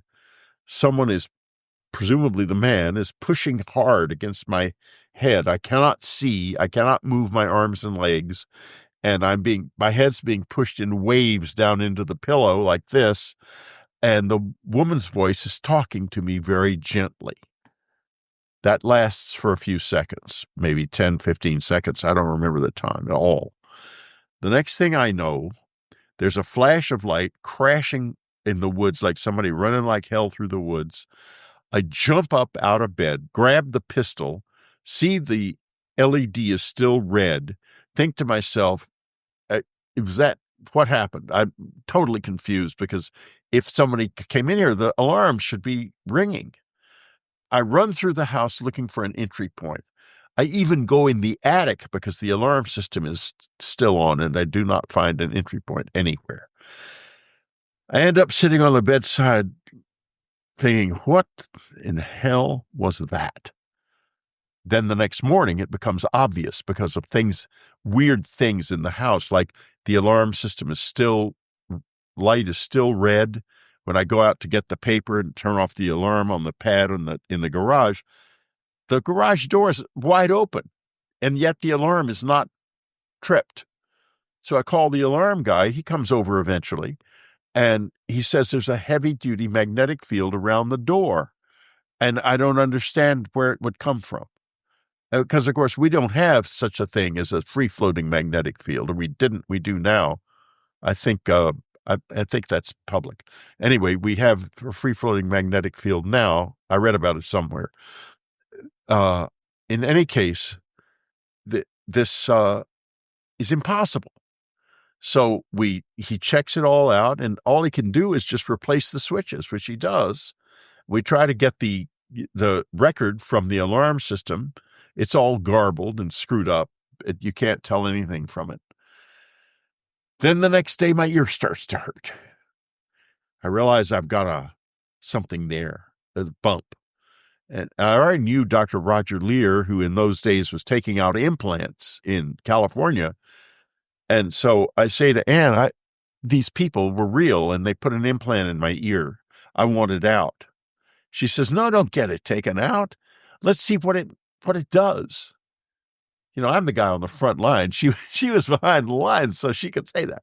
And I said, well, wait a minute. I don't want to be tracked. She says, nobody cares where you go down to get a newspaper every morning, or go out to the 7-Eleven and get a 6-pack of beer. So you're not going to be tracked for long if that's what it's about. And I kind of let it be, and because it will turn on, it turns red.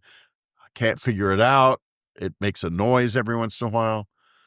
Finally, mid-90s come, I guess it's 96.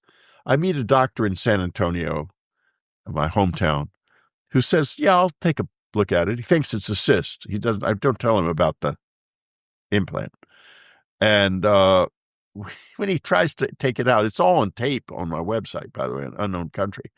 It tries to take it out. It goes down into my earlobe on its own. It moves through under the skin. And it's blows his mind, of course, and he immediately sews up the little incision he's made. 2 days later, it comes back up to where it is to this day. But see, this will last. But then it goes, I guess it went under. But that's the hard part. But it disappeared again. Mm-hmm. Exactly. It's actually moving now. Well, he's poking it, but it went under. It's on the run. Well, it kind of is, because I could see it just bright as day, and now it's, I don't see it. Yeah. See, this isn't uncommon, by the way. You should let the camera see this. After Annie passes away, a slit opens up in my left eye, and words come racing through it. And I use it as a research tool to this day. All the books I've written since the Afterlife Revolution have used it as a research tool. And what it does is those words are bringing memories up from deep in my memory banks to the forefront and enabling me to have a much larger memory than we usually do. It is by far the most valuable research tool I have. It's much better than AI, and AI is very good. Whoa. Can I see this? Yeah, You mind? absolutely. I'm so curious. It's right here. It's been pushed in by the, but you can feel it if you can't see it. Here, may I? Yeah. You got it? This here? Let me see. My finger's right on top of it. Huh. You feel it? I feel a little lump. Yeah, that's it. There's also a CT scan of it. Yeah. So, I mean, because, something like that would be a smoking gun. right? If It you were to is. remove it. Yeah. If you were to have that in your hand like this and that's show why people. they did not. That's why it's protected. It's evasive. It's evasive, yeah. The ones Roger Lear removed all had that evasive quality, too. A lot of them got away.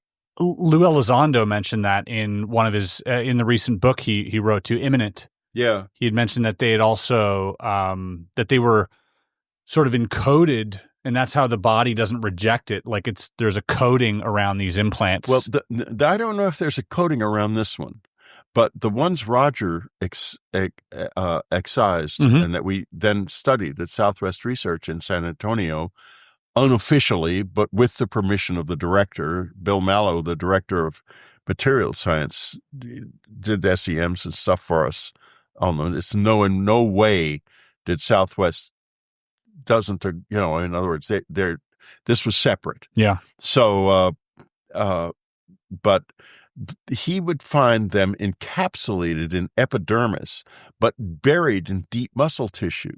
There is no way the body can produce epidermis in muscle tissue. It doesn't have the genetic encoding to do that.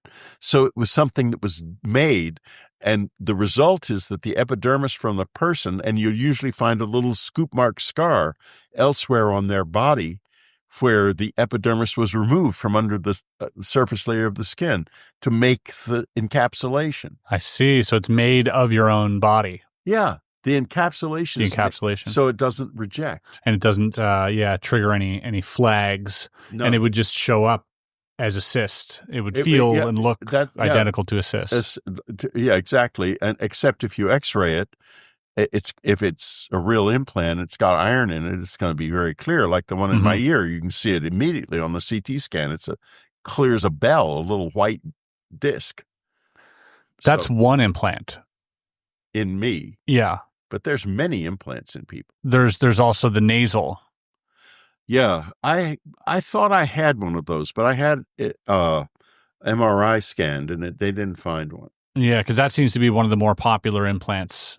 That you hear about is this the long rod that is then which is inserted. Amazing, because the nose is not exactly absent bacteria and viral particles, and to be able to put something up there and it goes up into the upper part of the nasal cavity or maybe even into the brain means that they have absolute control over the potential for spreading an infection into the brain.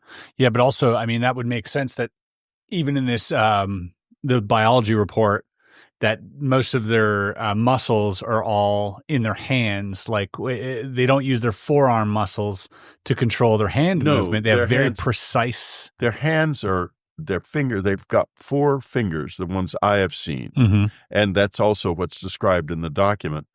And they move like snakes. They look like snakes when they're moving. Like individually, like?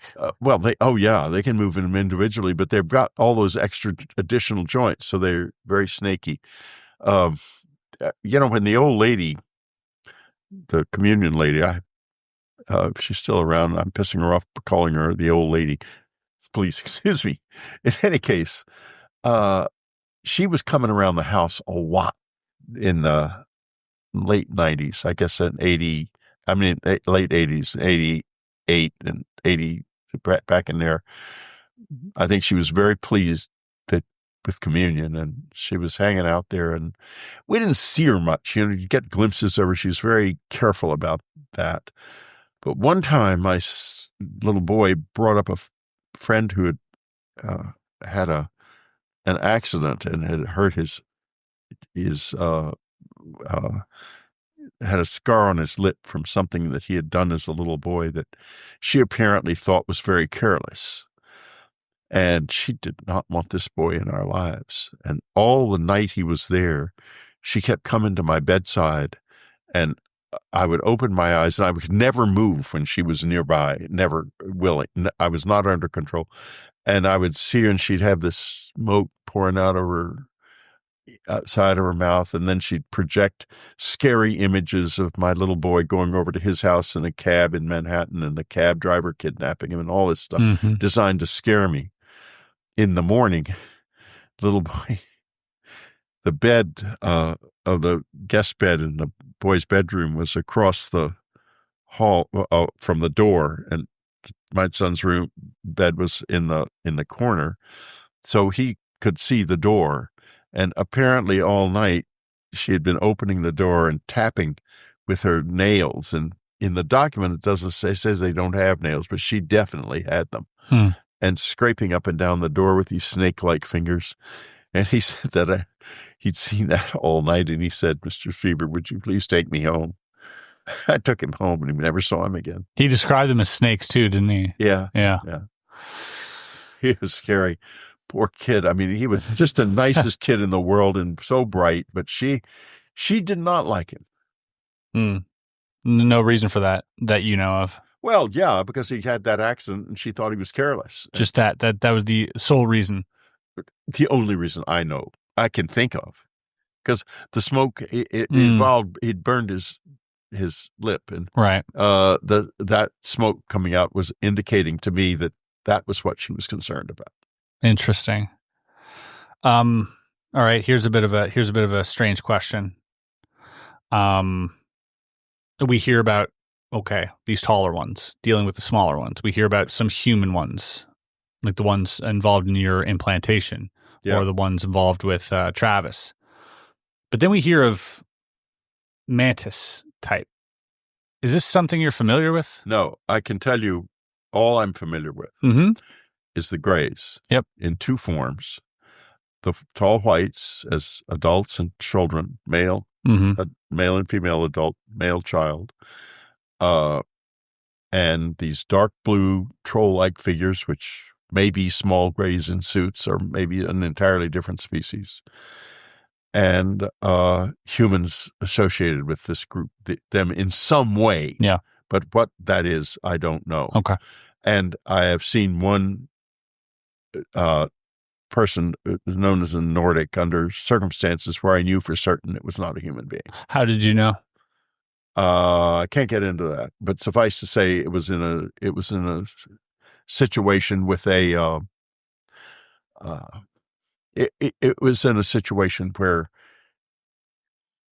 I was once involved in this with some people from the Defense Department. I don't want to get into it too deeply because they've all passed away, but I was told at the time not to get, that I could tell the story, but not to get into detail. So I'm not going to get into detail.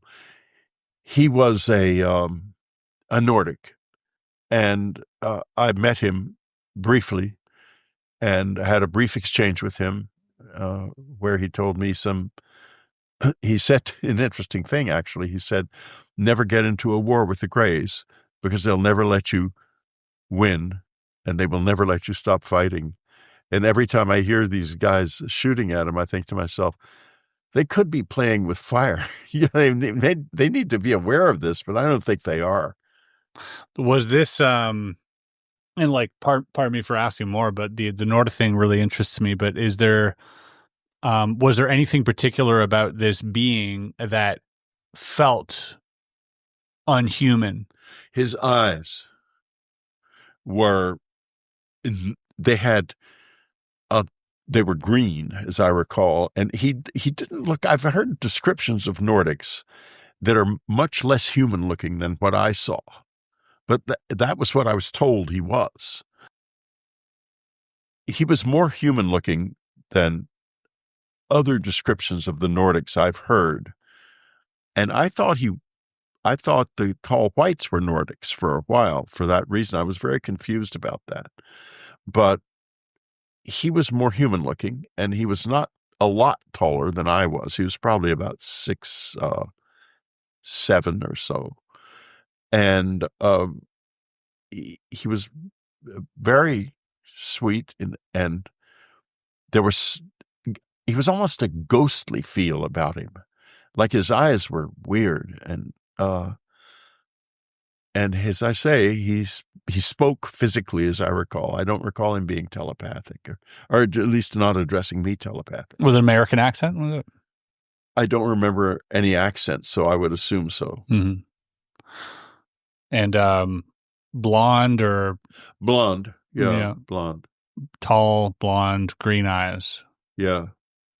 And you were, they told you that this was a Nordic. He told me. He said, told you. No, he said, I am not of you. Of you is what he said. Of you. Of you. And then afterwards, the man involved in this said that he's what we call a Nordic. And I said, where is he from? And he said, we're not sure. I said, what do you mean? I had heard by that time, and I had said, aren't they from the Pleiades? And he said, interestingly enough, he said, in that direction we believe. But that's it. That's what I've seen. There's a lot of connections to be made with the Nordics as well throughout history with, obviously the Nazis. That's and so creepy. Operation High Jump and, the Arctic. Well, it gets all into this kind of racist conspiracy theory crap that I don't go down that. But I mean, even in if you look at the Italian crash that happened, the Magenta crash in 1933, right? Yeah, the bodies retrieved there were like incredibly tall, blonde, Nordic-looking humans, human-like. That I didn't know about the bodies. Yeah, and apparently that was one of the and this is all again probably speculative, but apparently that was one of the reasons why Mussolini had, contacted the Germans because he thought it was them. Yeah, well, I can understand that.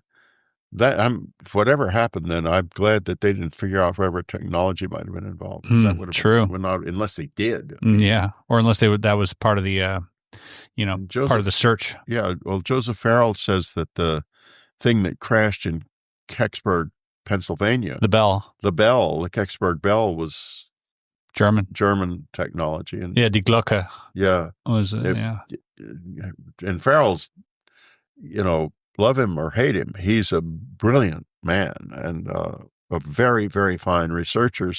And willing to go down paths that nobody else goes down, and capable of it. Yeah. Do you think there is currently a government program that is working alongside ETs in some way, shape, or form, whether it's the Nordics or whether it's the tall whites? I've wondered if it was a government program or something that is detached from the government, but still it looks like a government program. Years ago, I was involved with the Senate Select Intelligence Committee. They were asking me questions about my book, Majestic. Their counsel was Dick D'Amato. And as I recall, I might be wrong about this, but one of them, either one of the senators or one of their assistants, said to me that they had found a military base that wasn't on the Pentagon's roster, and yet was still being paid. The people there didn't know they weren't actually part of the U.S. military. But then years later, it turned out that there could be zillions of those bases because the Pentagon's budget is a complete mess. It's not a complete mess, I think. I think that the missing money that they say they can't find is the black budget. And I think it's massive. And that gets you to Richard Dolan and the breakaway civilization. I think it's damn real. And if you look at the parts of the Pentagon budget that they say they can't find, that's us paying for it and not being told it exists. Yeah, and that doesn't include all of the black money that isn't on the budget. That isn't on the budget at all. From arms trade or from drug, trafficking or whatever, what have you. I mean, there's more than one ways to get dirty money. That's another ugly rabbit hole there. The whole use of drug trafficking to funnel through these black budget programs. Okay, what we're going to do, we're going to take a quick little break. I do have, so the audience, I give them a quick heads up on our Discord, and I allow them to ask several questions to our guests. We'll have 3 questions. I just have to go set up a camera behind here because I am a one-man operation. So if you don't mind, we'll take maybe a 5-minute break. I'll set that up, and then we'll do that, and we'll go on for maybe another 20 minutes if that's all right with you. Absolutely. Perfect. Thank you, Whitley. You're very psychic. you've got a lot of resonance coming out. I can feel it and experience it as you're talking and as you're listening. And probably not a lot of your guests are actually aware of that, but they respond to it anyway, unconsciously. Maybe. That's why you get such good responses from your guests. You really are made for this. This is your wheelhouse, man. Yeah, I believe so too. Yeah, absolutely. It's true. I think my whole life has brought me to this point. Yeah. And I would have hit myself for thinking that way a decade ago. Yeah, but but here you are. You're doing it, and who knows where it may lead. Yeah. It's going to lead in some extraordinary directions, I think. I think it already has, and I believe it will continue. Yeah. Yeah. Okay, so... Who knows? Maybe you'll be sitting across from a Gray or a Nordic or something one of these days. This is the hope, is that this eventually leads to, I don't share this at all with anybody, but I kept having this vision that, it sounds silly, that I would be someone that I would film First Contact in some way, but that, and it's not something I like saying out loud because it sounds weird and pretentious, but it's just this thing that I keep seeing, and it is not by accident, as in I'm given permission in some weird way, in some strange way. And I've shared this with a friend of mine who had almost the same vision, but he played a different part in this. Mm-hmm. And so it was just strange that I had that, but yeah, I don't know, I don't know what that is, but yeah, ideally one day, I think it would be interesting for, if this is the means of communication that we're so used to in today's day and age. Yeah. That would be the format that this would happen in, that someone would be sitting across from me, and answering questions. Well, I think it could happen. People fairly often, it's an exaggeration to be fairly often, on occasion, people have come into physical contact with the Grays after meeting me. And, it's happened fairly frequently over the years, maybe in the past 20 years, 10 times, 8 times. Wow. But that's not nothing. In other words, it's not nothing. That's not nothing. No. So maybe it'll happen to you. I hope it does, because I think you could probably do it. Well, if this is an open invite to have them come on the podcast, they're more than welcome. Yeah, boy. That would do it for you. That'd be a good one for you. Yeah, that video would do okay, I think. Right. Yeah. All right. I'm the only reason I'm pulling up my phone is because this is linked to my phone. I'm not trying to be on my phone currently. No, don't worry. I don't care. All right. We have a few questions here from our lovely audience, as we call them interns. They have a membership every month and they get extra stuff. And this is one of the perks. And they get to ask our guest some questions. So should be the first one popping up here.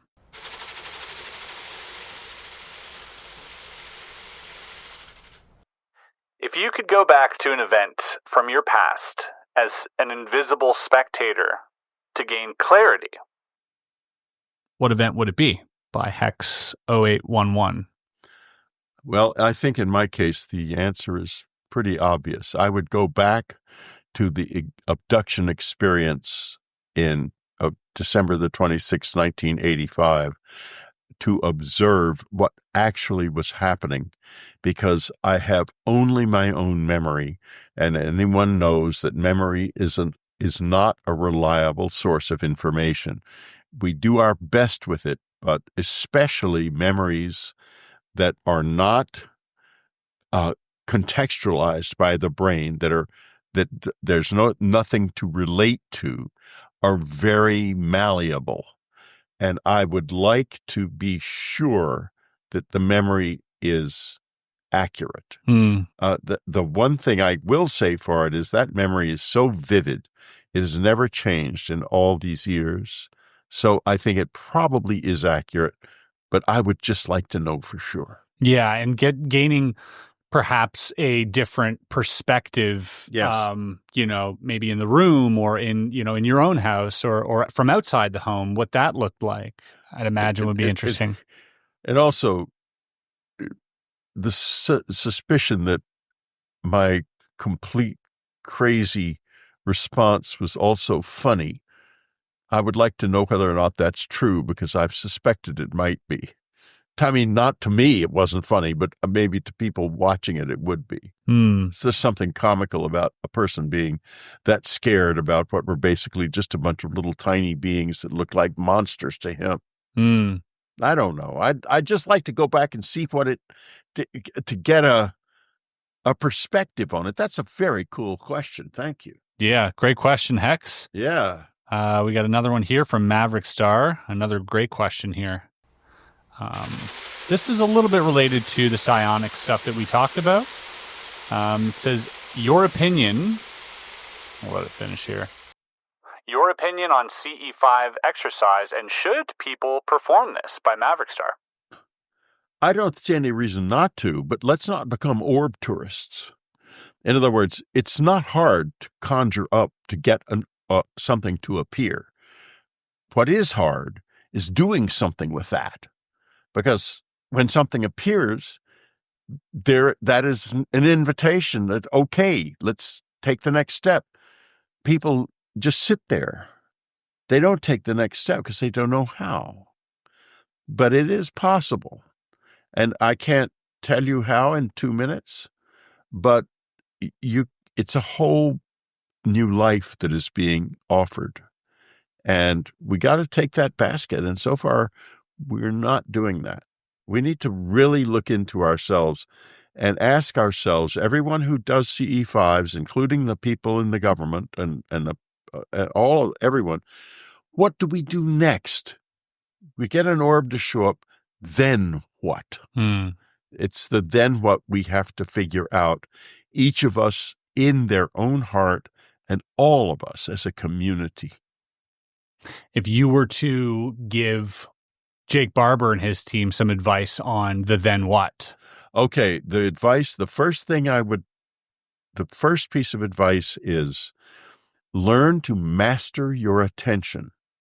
Because right now, when an orb shows up, you respond in a very primitive way with throwing your attention out to it just willy-nilly. Your attention is your signature. It is literally a signature that they see as a signature. And when your signature is a mess and all out of control, they have no respect for it. But if you can control your attention, you give it carefully, willingly and lovingly and openly, but you give it. You don't let the event take it. And you hold some of your attention back within yourself. You learn, and that's the beginning, and they will see that and respect that. Later, as you work with this, you learn to find the parts of being that are outside of your ego and to express your attention from there. Then they're going to be really interested in engaging with you, because that means you're on their level now. You've gone to the next step. You've taken the next step. And we're far from that, because right now we're looking for technology, which is, know thyself. That's the beginning of this technology. Right.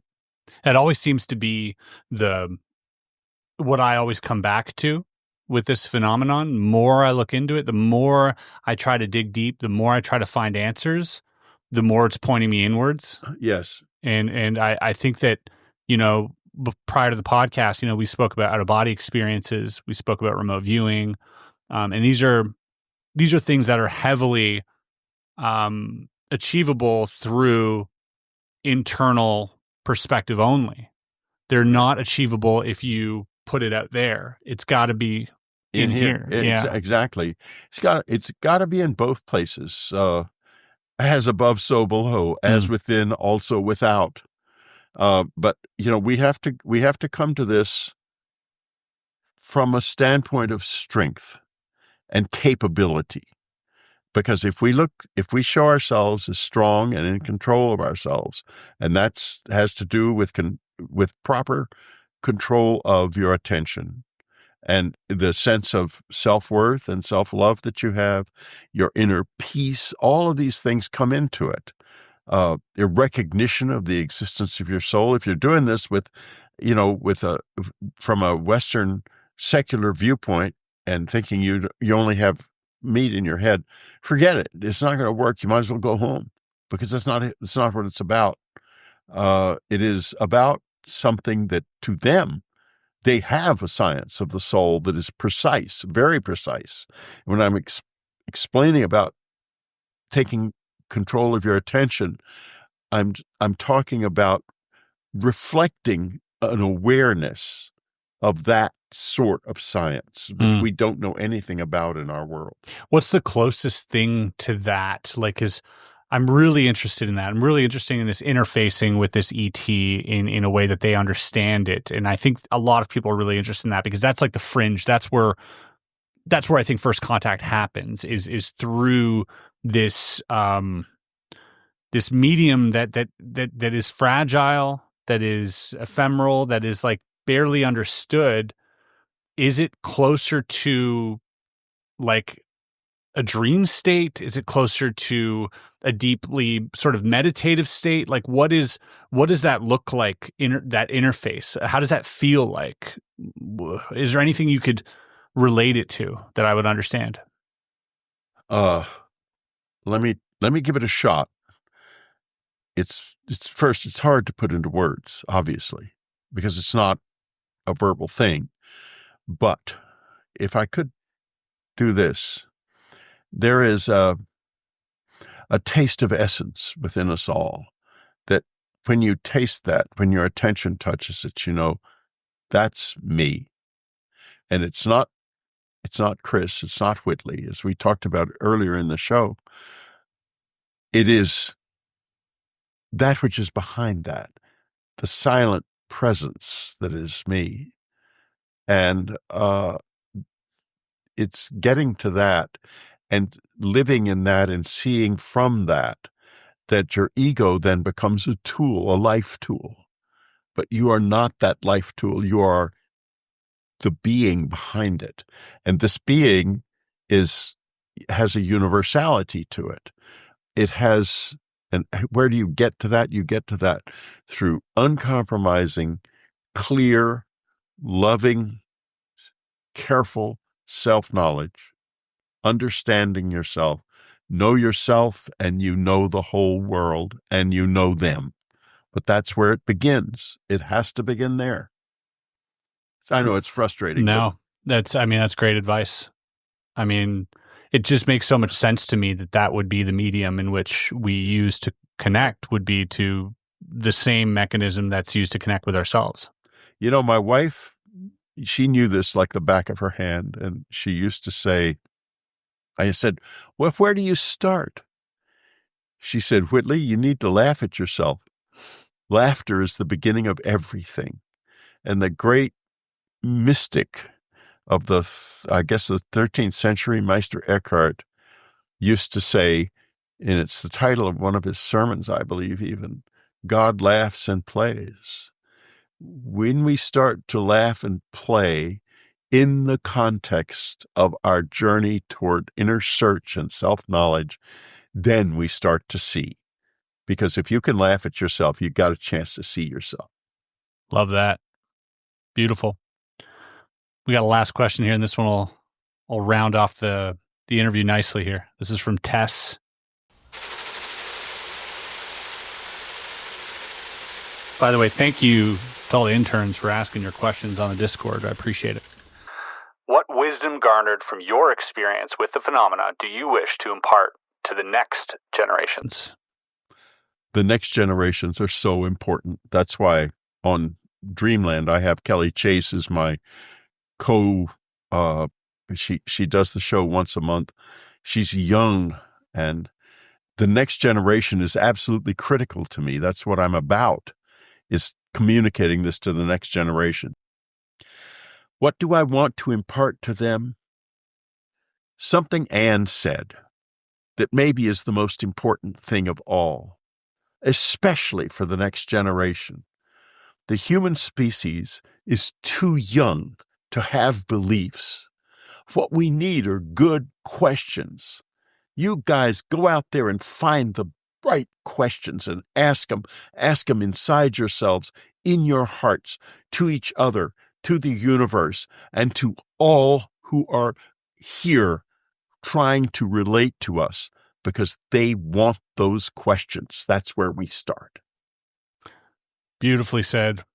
Whitley Strieber, it was an absolute pleasure having you on my show. I am really grateful for your presence, and I am so happy that we had a chance to connect here. And I hope that this conversation resonates with the audience out there, which I'm sure it will. But thank you for everything you do. Guys, if you want to check out Whitley's books, obviously do that. I will leave the link below. His new book, Fourth Mind, is out.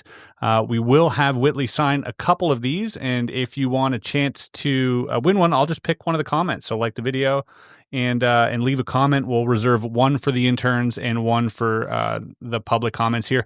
Whitley, is there anything you want to end on? Yeah. The one thing I ever heard verbally that my wife Ann thought was the most important thing of all: have joy. Have joy.